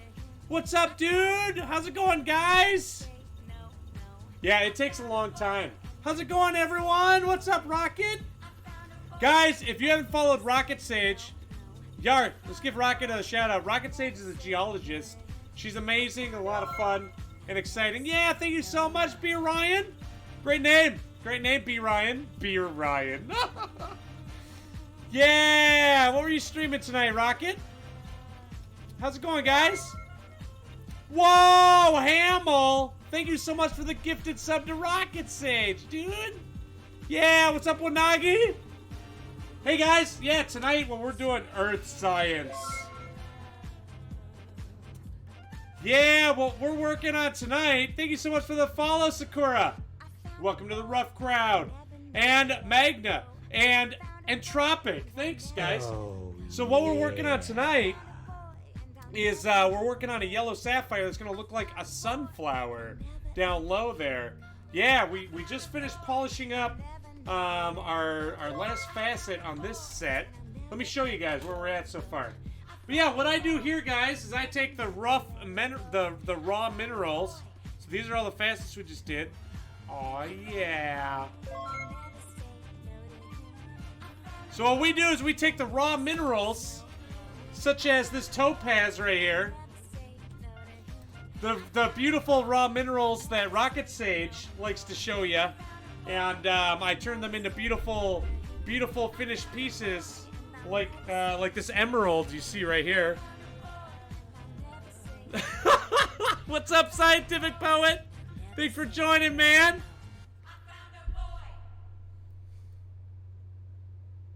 The sunflower, yeah, the sunflower sapphire is for my wife. Yeah, dude. Oh, Rocket Sage, I gotta show you that, let me show you that ametrine I cut.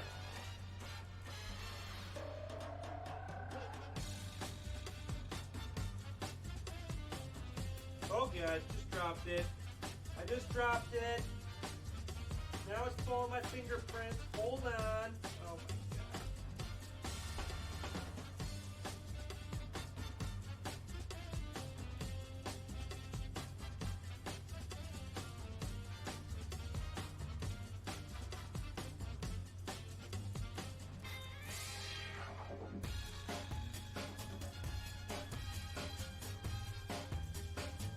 There you go. Check that out.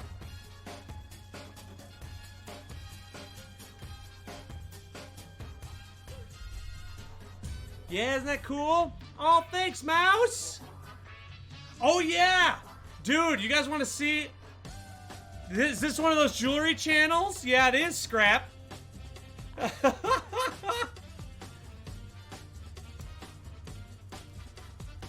Yeah, it's actually two colors. But, so I was also showing off the commission that I just finished up.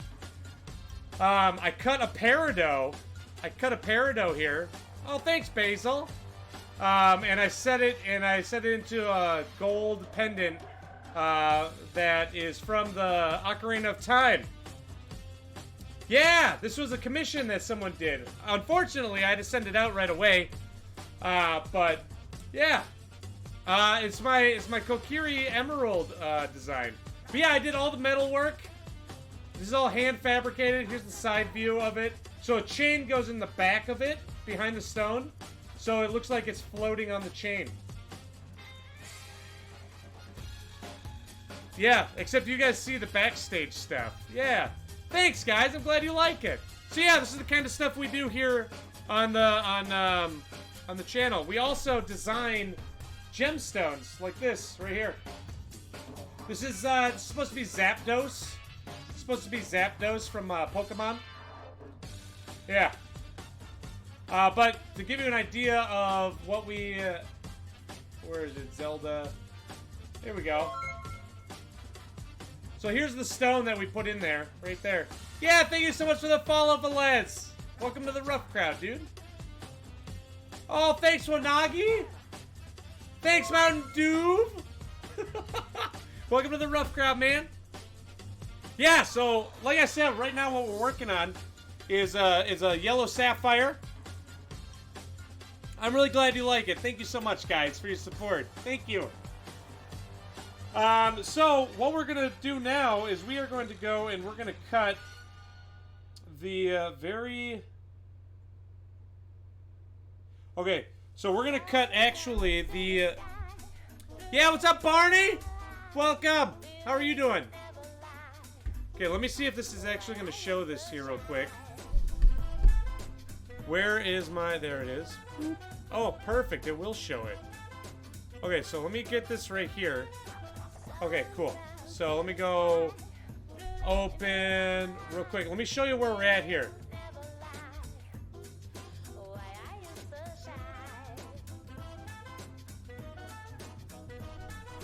Okay, so we've already cut all of these and all these. Saggy did a stream in lingerie. You missed out. Aw.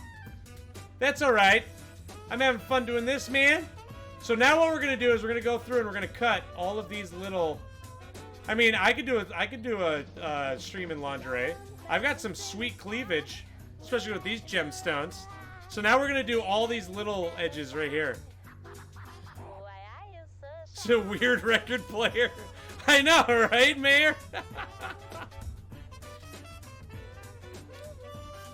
and these little facets that we do is what we're gonna do is we're gonna do what's called frosting. We're gonna put some frosting on this gemstone. You need me to show the lighter garnet again sometime this stream. Okay, I will. Totes.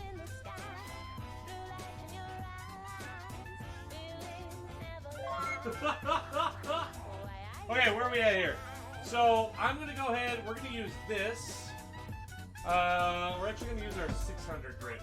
And what I'm gonna do on this is I'm not even gonna spin the wheel because there's such tiny facets. Thank you so much for the follow, Puggies and Turbinator. How you doing tonight, Turboinator? Welcome to the rough crowd, guys. And how you doing tonight, Puggy? Okay. We gotta secure this down. And we gotta go to 43 degrees.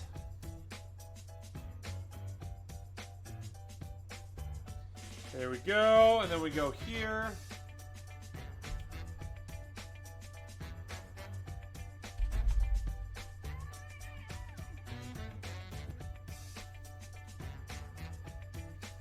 Okay, so we got to go up a little bit. So this one is for cutting, the other plate was for polishing. Yep, so what this is this is a 600 grit wheel. It's got diamond that is electroplated onto it, and this is what cuts a gemstone.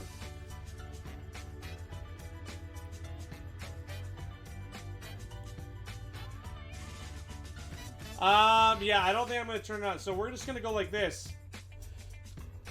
I'm going to see how that looks. Okay, we got to go like a little more. So for really delicate facets like this, so that worked out. Okay.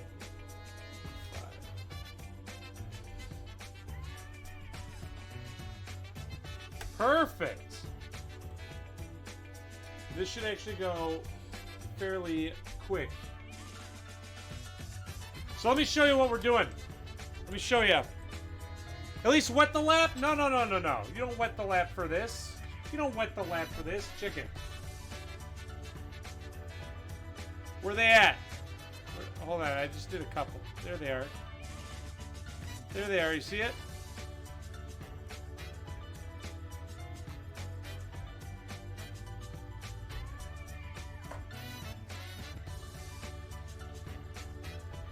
Does this sunflower already have a home? It does. This is actually for my wife. However, I do commissions. Yes, I said do. We all do it. It's normal. Okay?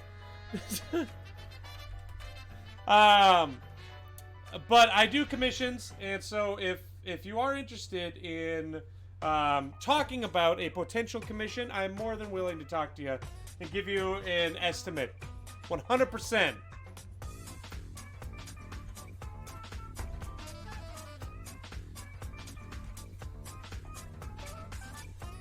Yeah, one of these plates will last a couple years, actually, for cutting, if you take care of it properly.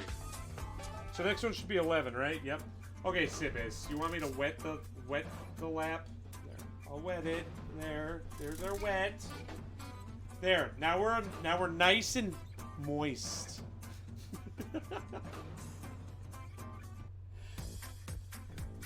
Let's see how that goes. Let's see how that goes. I don't like it.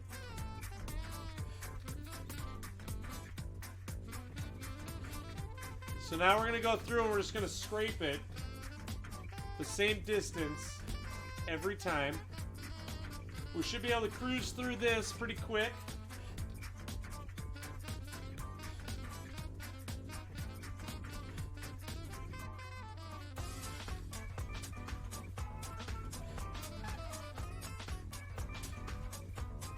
This is what I look like off stream when I'm faceting. When I stream my cutting, it adds almost like 2 hours to the total time of faceting. This stone I've already put in 6 hours, I think.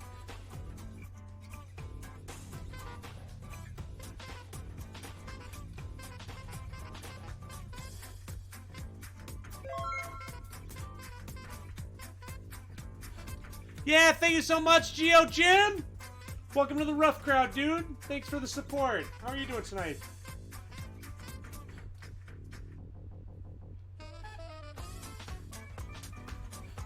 Okay, let's take a look.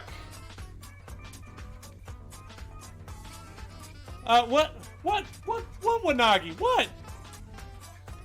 Long-standing tools are good for pocket and shop. Yeah, exactly, Mouse. It's a little expensive, but I mean, it's worth it. All right, you guys want to see? Can you see from there?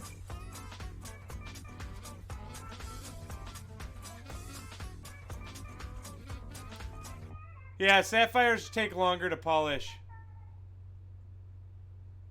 Yeah, isn't that cool looking?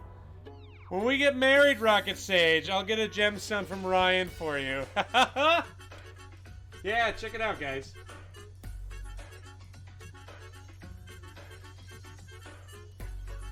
Oh, I missed one! I missed one!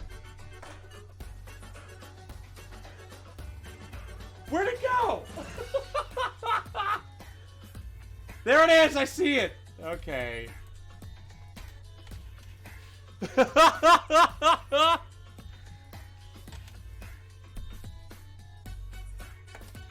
Oh, is it? Is it actually this one? Oh my god. I think it's... Oh, I know which one it is. Oh.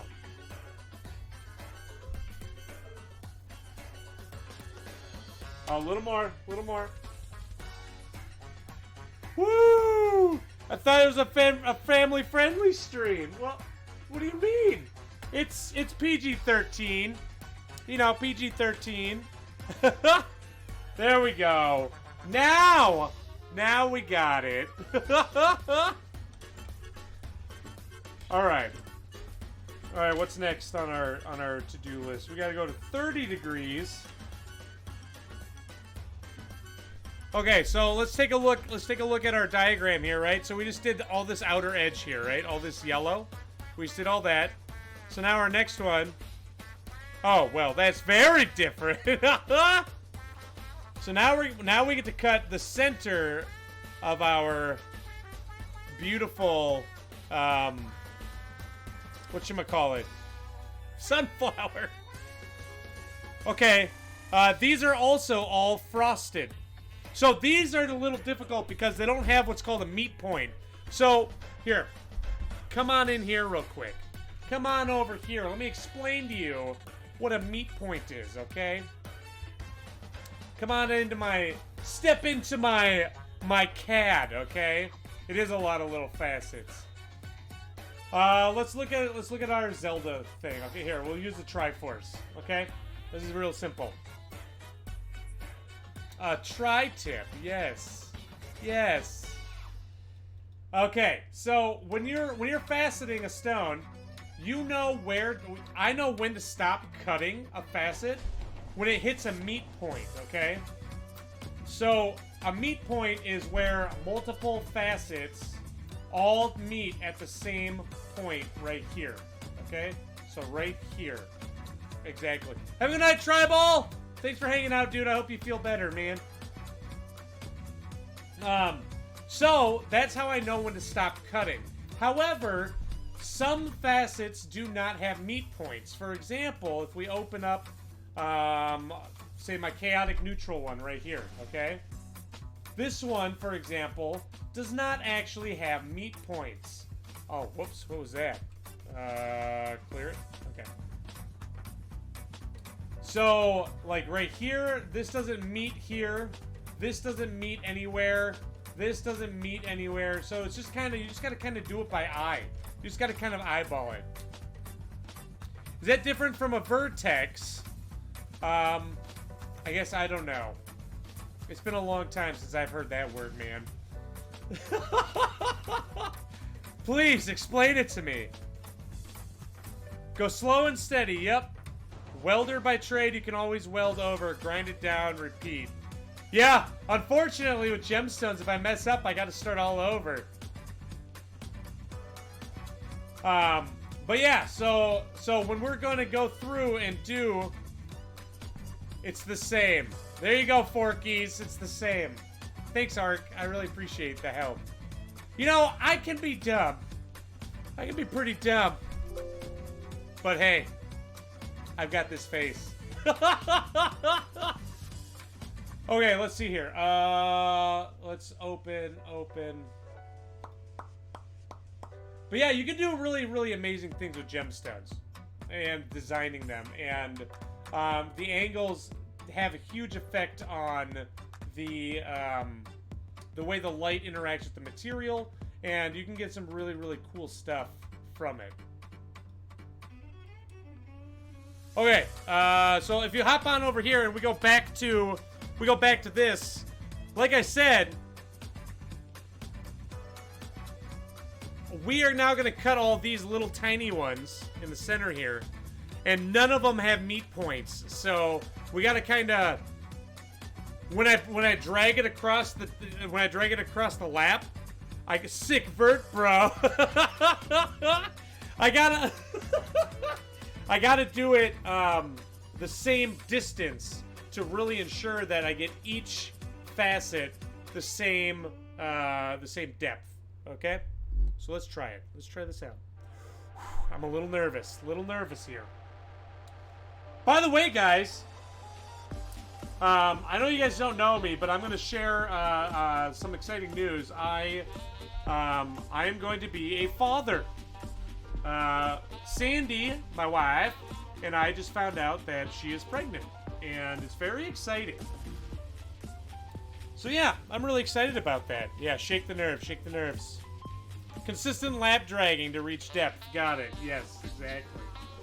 Yeah, man. So I've been listening to a book on Audible at work, and thanks, Wanagi. But I've been listening to a book at work about babies, and I'm reading a book about swaddling, or it keeps bringing up swaddling, right? And so I'm like, okay, I need to go to the store. I'm gonna get a doll. I'm gonna get a 44 by 44 inch blanket, and I'm gonna practice the crap out of swaddling. All right. Like, I'm gonna swaddle that doll. I'm gonna swaddle a watermelon. I'm gonna swaddle a banana. I'm gonna swaddle a freaking baking sheet. Yeah, by the end of this, I'm gonna be able to make the best freaking burritos. You don't even know. Yeah, practice makes perfect, exactly. Make sure you use genuine baby oil made from 100% babies. Yeah, and I'm even gonna get a shirt. I'm gonna make a shirt. All right, I'm gonna make a shirt that says, "Do you even swaddle, bro?" And I'm gonna wear it on the day of the delivery, so I can stand in the waiting room or whatever, and look at all these other dads and be like, "Yeah, do you even swaddle, bro? Do you even?" Yeah, swaddle cats. Exactly. I got 3 of them. I got 3 cats. I'll totally swaddle the crap out of them. Alright, here we go. You ready to drag? Alright, here we go. It's tiny. Oh, thank you so much, Heavy Dozer. Welcome to the rough crowd, dude. How you doing? It's gonna be like rice paper, but with swaddling. Yeah, when I discovered rice paper, I put everything in rice paper. Even at Thanksgiving, I put on my Thanksgiving dinner in rice paper. It was delicious. Thank you so much, Forkies. I really appreciate the support, dude. Welcome to the rough crowd. I hope you're enjoying yourself. Yeah, thank you so much, Scrap. Welcome to the rough crowd, and you too, Zero Fate. Thank you so much, guys. I really appreciate it. Thanks, Poet. 3 cats, 3 blankets, 1 stopwatch. Go. I did see what you did there. All right, here we go. Oh, hold on. I don't like that depth. Okay.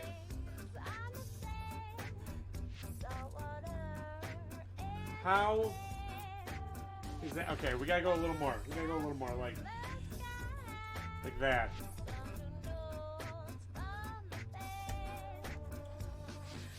So 1, 2. I think 2's good. Maybe we go 3 because it's a bigger stone. 3, 4. Let's do that. We're gonna go 4.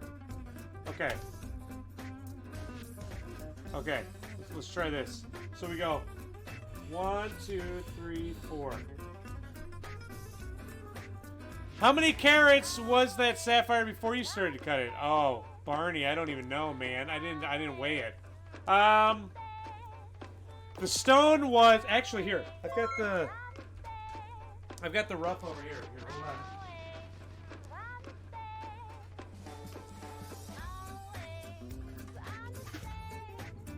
Okay, so this is a created sapphire. So this is what it looks like when you get it grown in a lab. This is called a boule. So so let's see. This was when I started. It was about 20 millimeters. All right, so it was like 20 millimeters in diameter. Now it's about 13 millimeters now.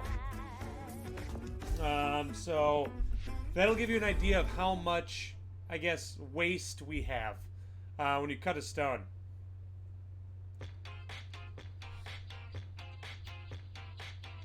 If that helps. So yeah, we lost like, what was that? We went from, what did I say it was? It was, whew, dropping it everywhere. 20 millimeters, so we lost like 7 millimeters. Chip off the old gem! Yes, Poet!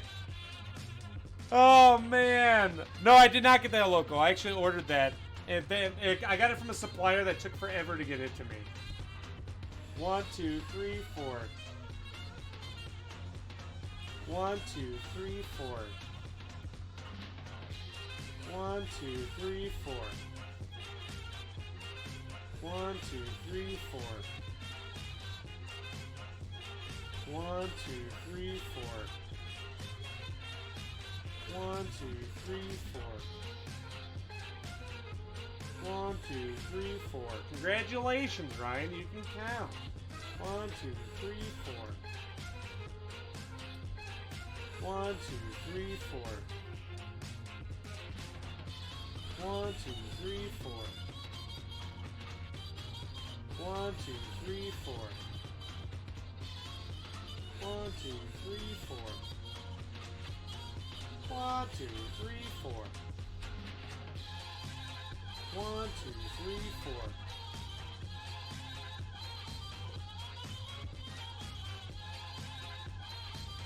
So dry. That's how I like it. I like it dry.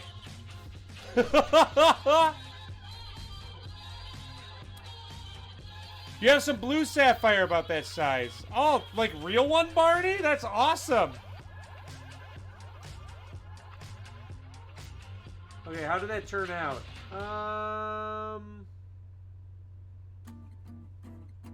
It's a little off. And I think it's because I gotta go like one more on each one, I think. Yeah, I feel like I do.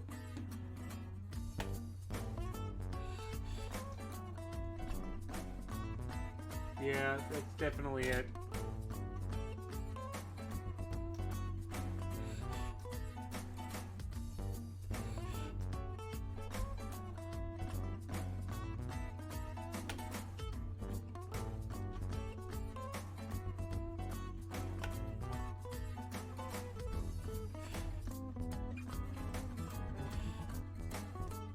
I know, so dry, guys. I'm going in dry.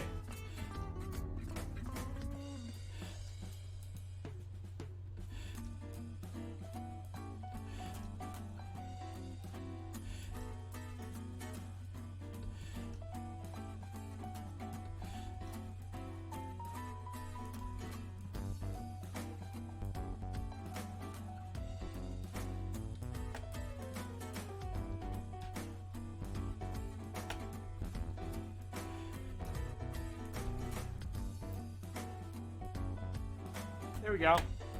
There we go. Yeah, so as you can see, here's the boule, and I cut off a big chunk off the end of it right there with a rock saw. So, and here's where what it looked like when I started.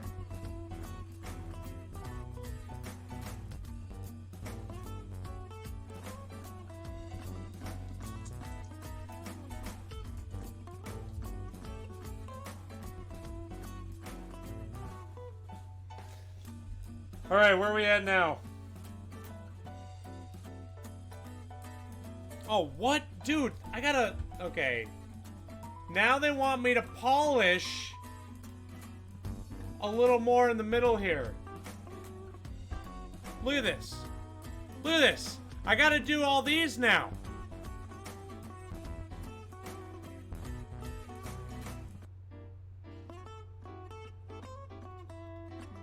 Wait, what does Poet have? Sorry, I've been... Oh, whoops. I've been missing it. What does Poet have?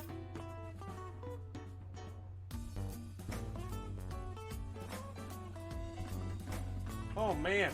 Okay, I think I need to bring this down, actually, a little deeper. So we are gonna actually get moist. And we're gonna go really slow on this.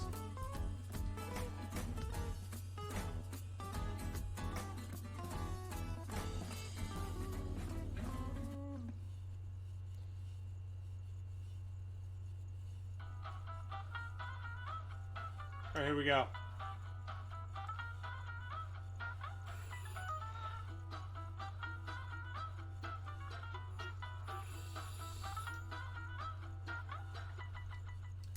Yeah, that makes...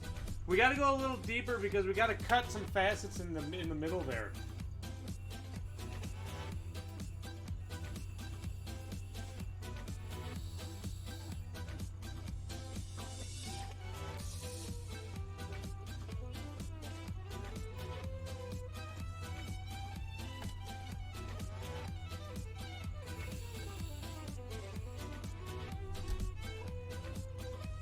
Okay, cool. Let's go.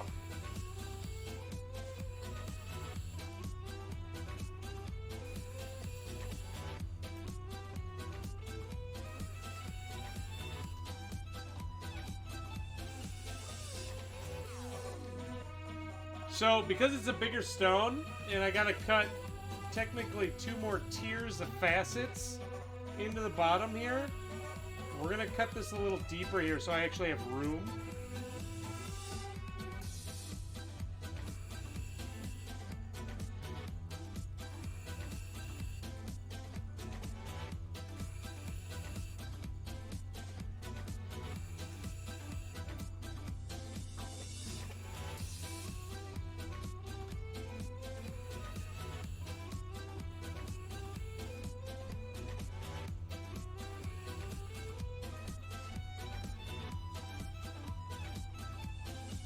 There we go. There's plenty of room now. Plenty.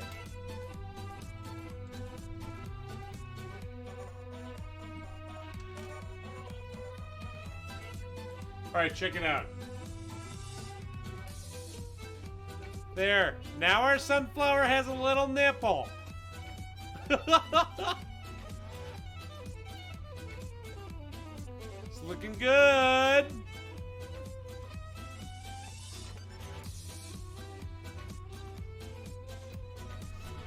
Okay, so now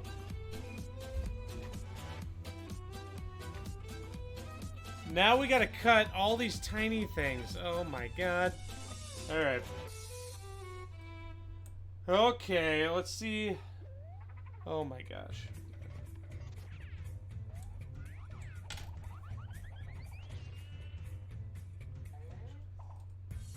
$23.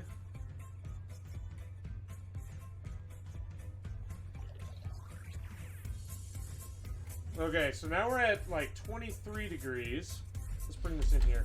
Guys, I gotta pee. I gotta pee. These are also supposed to be polished. But I don't know if that actually makes a difference. Oh, man. Alright, let me use the restroom real quick, guys. Oh, not that. There you go. Take a look at that. I'll be right back.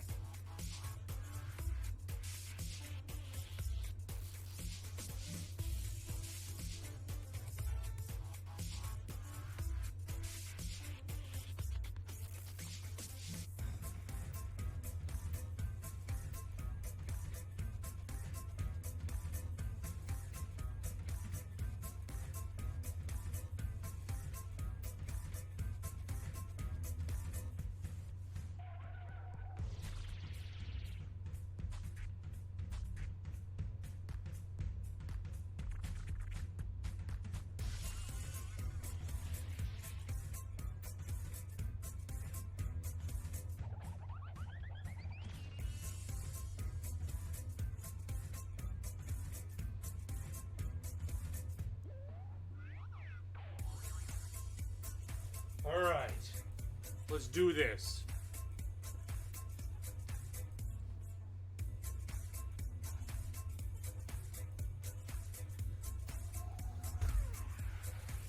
Alright.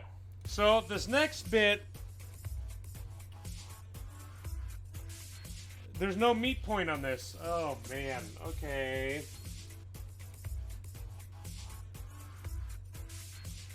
So this next bit, I wonder... this is not going to be fun.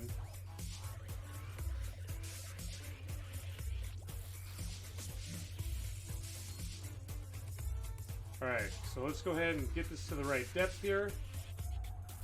Are we okay? Is Scientific Poet gonna survive? Are we gonna survive? Oh yeah, Mouse, have a good night, dude!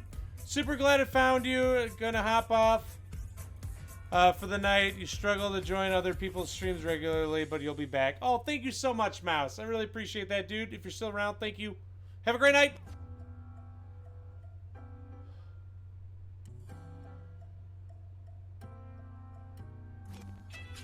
Thanks, Sibes, for saving Scientific Poet's life. Thank you. Okay, I'm just gonna do this and see what happens. That's what I'm gonna have to do. I'm just gonna have to do that. Okay. Ooh. It's the gemstone mating call. This is the sound gemstones make when they really want to grind.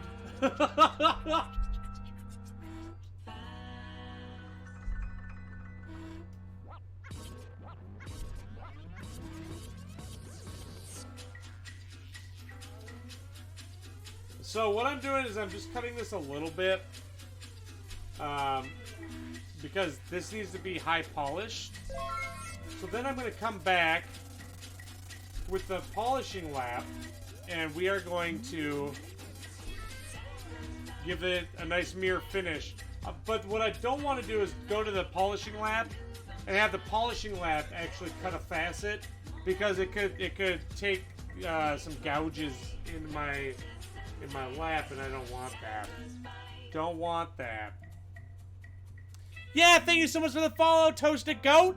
Welcome to the rough crowd, dude. How are you doing? All right, we gotta get all the water off this lap. We gotta get all the water off, otherwise it will rust. It sounds like demon after a feed or too much cheese.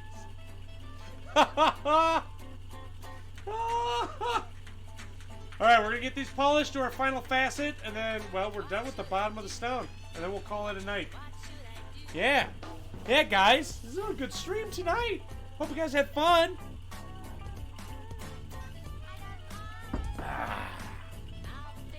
As a goat, I have very little knowledge of gems, but this seems neat. Yeah, dude. So what we're cutting here tonight is yellow sapphire. Let me show you where we're at. Let me show you where we're at real quick, dude. Check it. Boom. So yeah, what we do here is we take raw minerals and we turn them into beautiful finished pieces, such as, boom. Oh, we just missed it. But such as that. Yeah, we designed gemstones and everything too, man. So what we're doing right now is I'm about to. We just cut some facets, so now I'm gonna go and high polish them, give them a nice, give it a nice mirror finish on it. So this particular lap, the lap is the wheel, which is a weird-looking record if you think about it. But this lap right here is going to. It has 14,000 grit diamond paste. This is what's gonna give it its nice high polish. So I gotta get it to the right depth here. Yeah, man, ask all the questions you want. All is right in the world with the teapot drinking.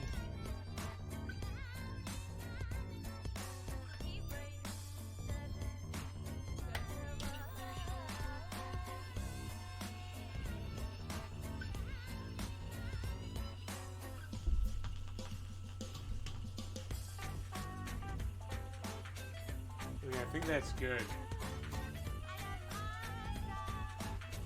1, 2, 3, 4. 1, 2, 3, 4. 1, 2, 3, 4. So the reason why I want to do the same amount of I guess swipes is so that I cut them all even, or at least that's the idea. And you got to make sure you put the same amount of pressure on there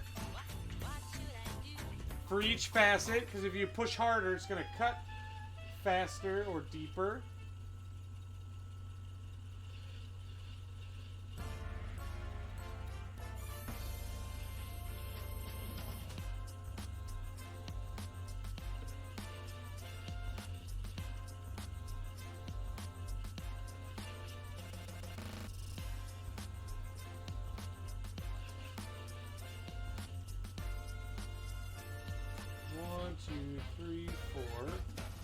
And because there's no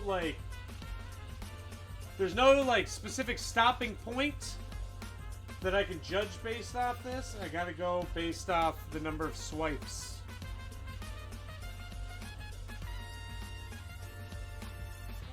So let's check it.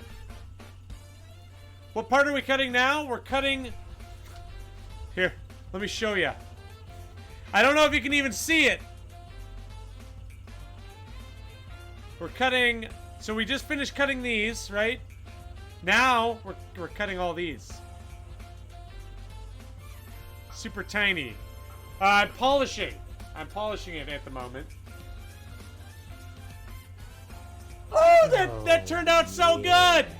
Drax with the 16 months! Dude, thank you so much for your support, man. I really appreciate that. How you doing tonight, Drax? Dude, that worked. That worked so... Woo-hoo-hoo! Check it.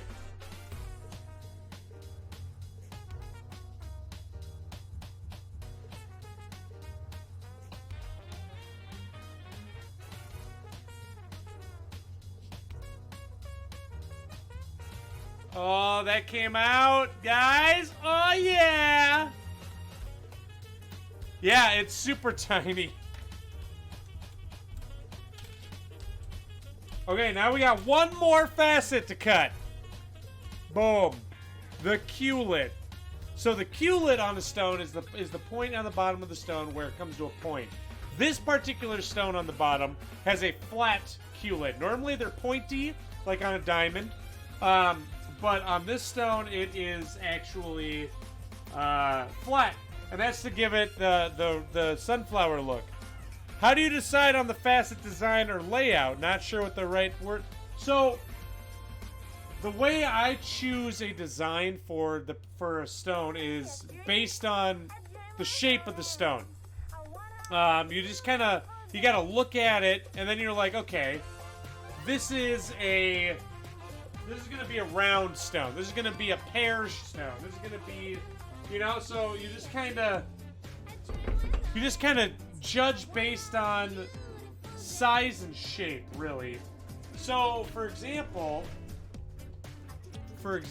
here, let's take a look at, let me grab a couple pieces of rough real quick, okay? Let me just grab a couple pieces.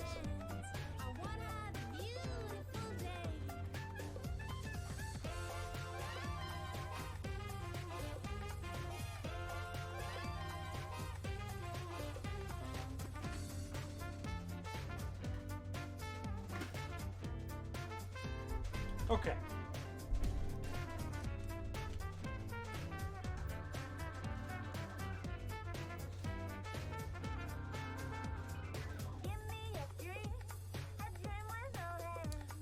The pendant turned out really well. If you didn't see it the other day, I didn't see it. Yeah, dude, post them in the Discord.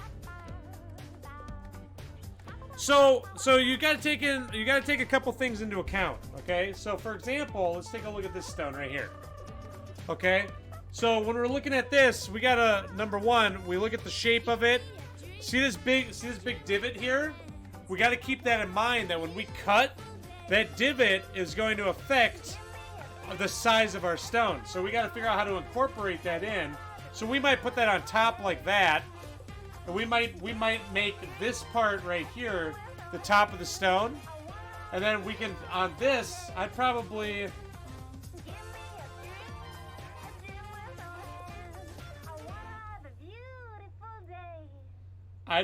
turn this into a pear.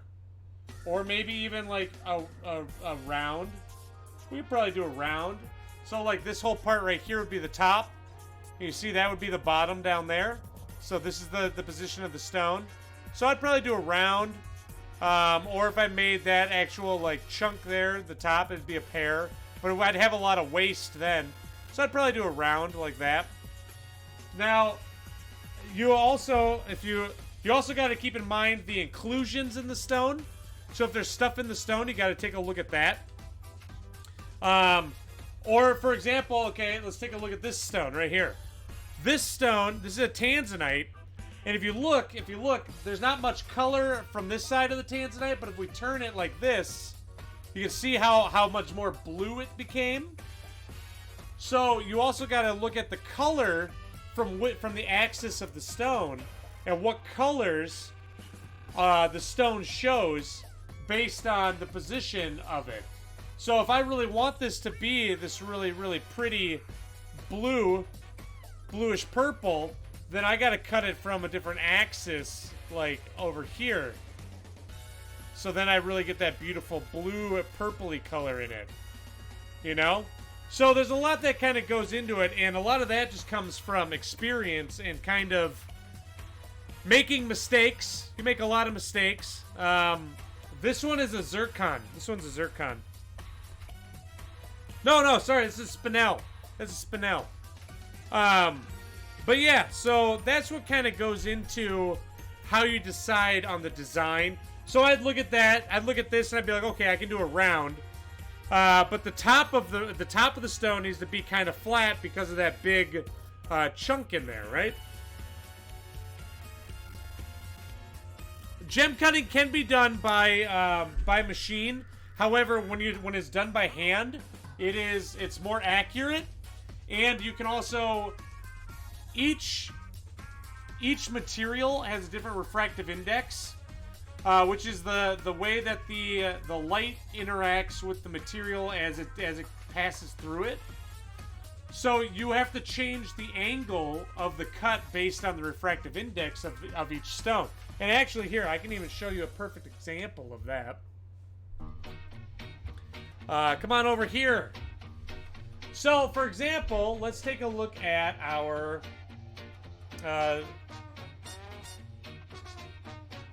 here we go. We'll look at our Legend of Zelda Kokiri Emerald here, right? So this is made in a garnet, right? This is what it looks like in garnet. Looks great, right? Looks fantastic. Now, if we say, okay, I want to see what this looks like as a peridot, all right?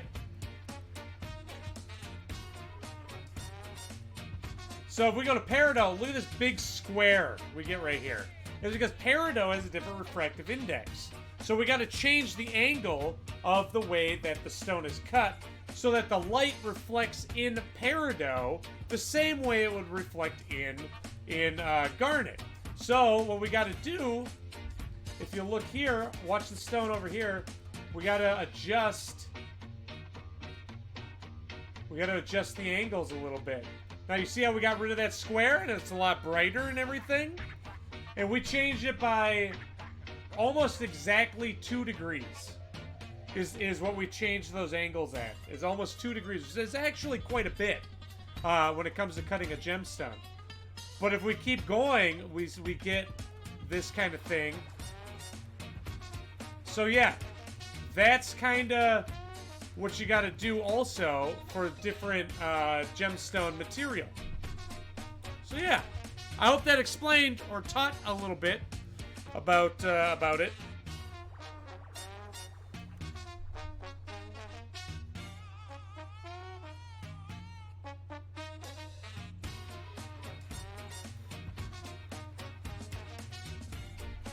Yeah, man, I love sharing my passion and what I do.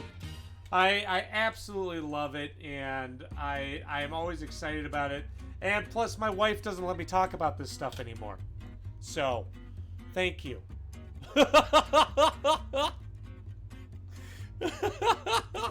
Okay, so now what we're gonna do is we need to cut the culet flat.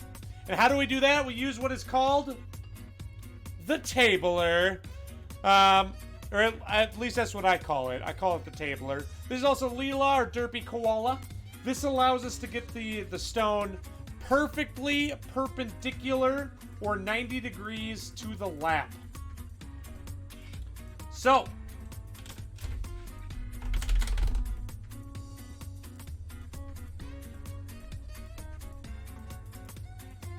we're barely gonna cut this. Alright, so we're actually going to go really slow because, again, remember, it's a really small space. Let me make sure that it doesn't need to be frosted.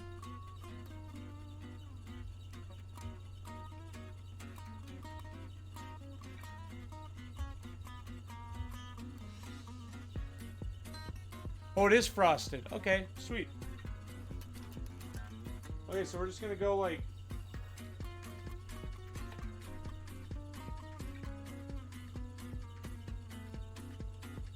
Just a little more.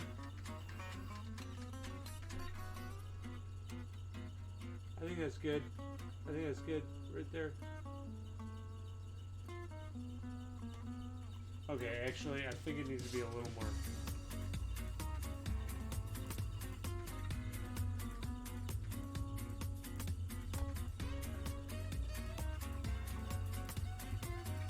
Okay, right there. Perfect. Alright, so now we got to get all the water off here, and then we're done with the bottom of the stone. How'd you guys get into this craft? I got into it around 15 years ago, and just started learning on my own. I started cutting glass on it just to practice, and went from there. Yeah, and in 2020, beginning of 2020, I started my own business doing this. So this is what I've been doing since. Yeah, man. It started out as a hobby, turned into a business. It's great.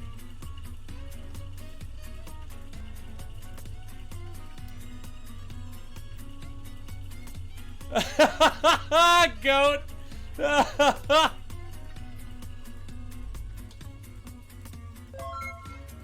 Oh, thank you so much, Stud Shogun. Welcome to the Rough Crowd, Stud. How you doing tonight, man? I hope you're enjoying yourself. All right. Let me clean this gem off a little bit. Let me just get all the stuff off of it. Also, guys, we do giveaways here too. I give away gemstones as my way of giving back to you as a thank you for supporting me by watching, hanging out, subbing, cheering, all that, following. Mesmerized by this sunflower? Well, we just finished the bottom of the stone. So here's what. Here, let me bring you over here to the light. I gotta move the camera. Come on over here, guys.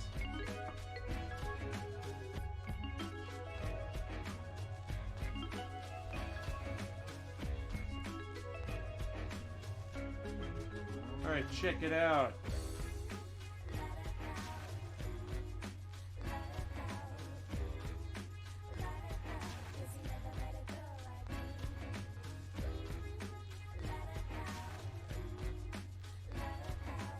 Look at that tip, dude.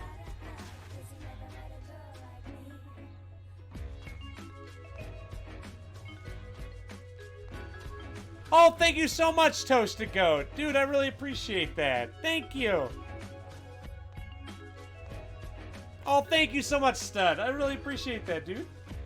Yeah, so what we did is we just finished the bottom of the stone. Number one thing you got to do whenever you finish a stone, before you transfer it to cut the other side or the top of the stone, is we got to double check to make sure everything is polished and cut, okay? Make sure we didn't miss anything.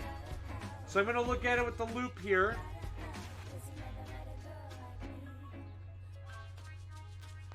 Got to make sure everything is nice and well polished.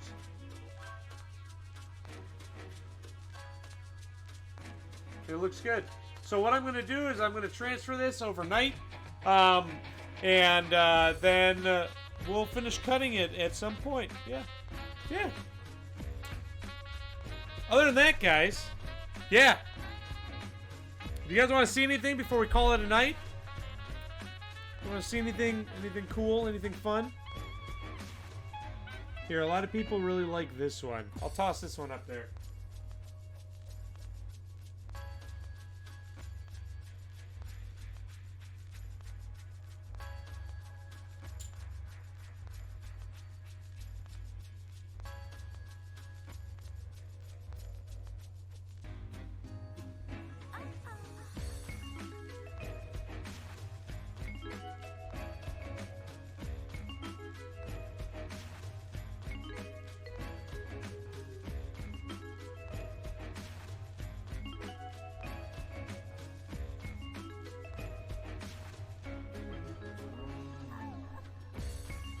Can you show the Zapdos design? Yeah, I sure can. What's up, Magnus? How you doing tonight?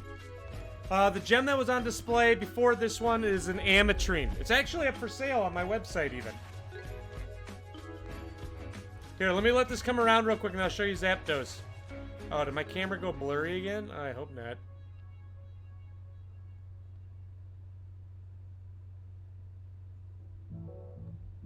Yeah, it was ametrine. Half amethyst, half citrine. Alright, here, open... Yeah, here, I'll show you the Zapdos stone. Boom. Look at that. There's Zapdos for ya. Your girlfriend says it looks like a Millennium Falcon. You know, a lot of people say that. I designed that based off the Cascade badge from Pokemon. It's from Pokemon. Dizzy, tell your girlfriend they're wrong. But no, I've heard that a lot. It looks like the Millennium Falcon, which actually it very well could be. There you go. It's a multi-purpose gemstone. Multi-purpose design. Yeah, there's Zapdos. Oh yeah, you guys wanted to see Facet Ron, right? All right. So I'm gonna introduce you guys to the one more character of our stream. This is our mascot, Facet Ron. Here, let me just move the camera, get it all set up for Facet Ron here. Okay. Here's oh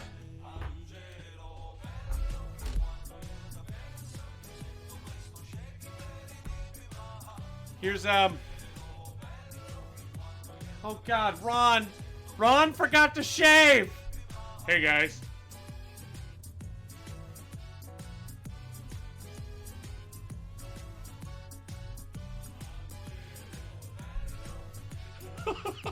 Hey guys. Professor Ron here. What's up, Toasted Goat? Also, Ryan called me a mascot. I want you to know, I am not a mascot. Thank you, Goat. Goat, you should see when I really style my hair. Okay? It's like, it's rock solid. Here, hold on. Check it out. Let me, hold on. Let me find the hair gel. Hold on.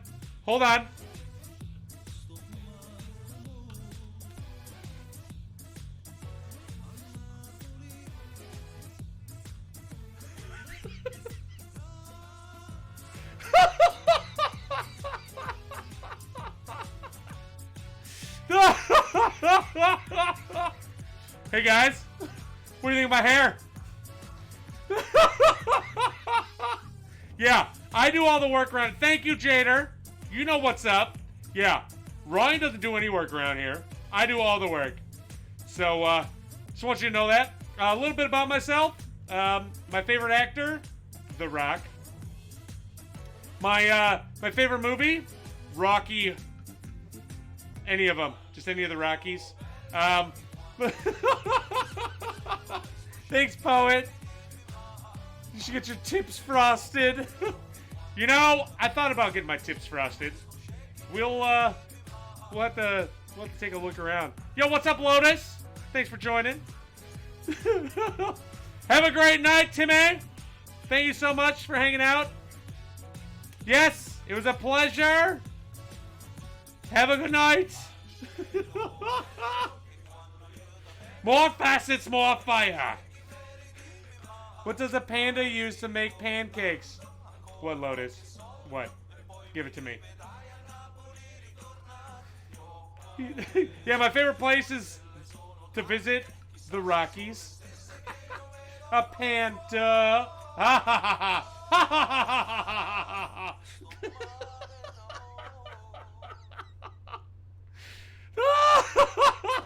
Yeah, man. This channel is so fascinating.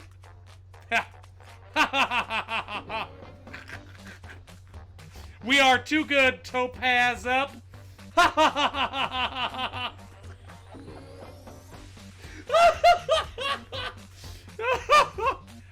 I'm actually pretty surprised to see so many people here. So thank you everyone for joining.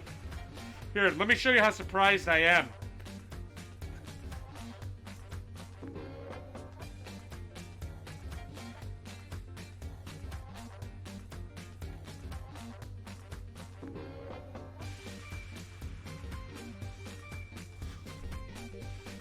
So surprised!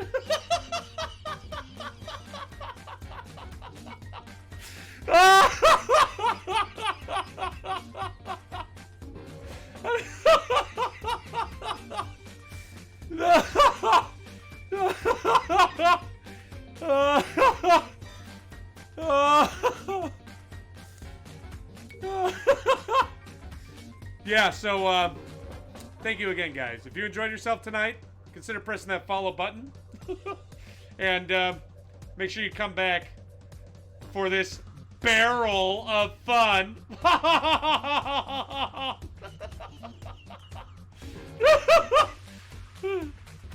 What fruit do rocks eat? That's a good question. Pomegranates. Ah! Alright, guys. We gotta call it a night here. Let's go find someone to raid. A pleasure to meet you all. Thank you again for the support.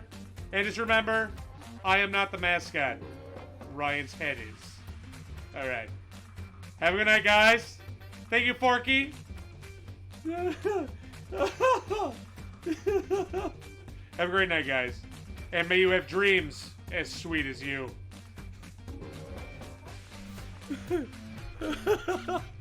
That is Facet Ron, for those of you that have not ever met Facet Ron. Again, guys, if you're... Sorry.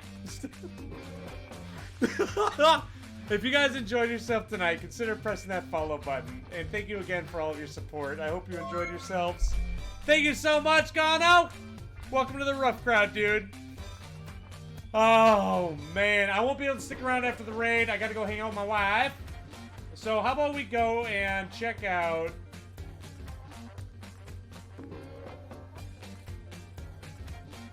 Let's go check out...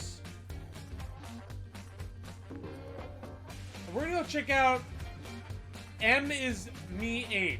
Let's go check her out. You've been interested in creating jewelry for many a year, so following. You want to learn some more about faceting? Yeah! Thanks, dude.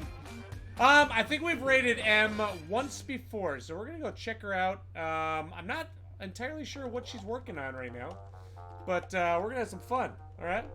So again, guys, I want to thank you so much for your support. Feel free to join our Discord. Also, if you do have any questions, you're welcome to message me on Twitch. You're also welcome to check out my website. If you're interested in a commission, shoot me a message on there, and we talk about it. And yeah. Other than that, be peaceful to one another. Try to use less plastic, save the earth.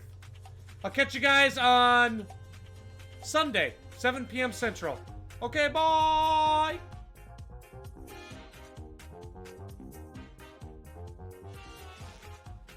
Oh, welcome, Everlasting Brushstrokes. We're gonna go raid someone now. Thanks for joining, though. I really appreciate it, man. Okay, bye!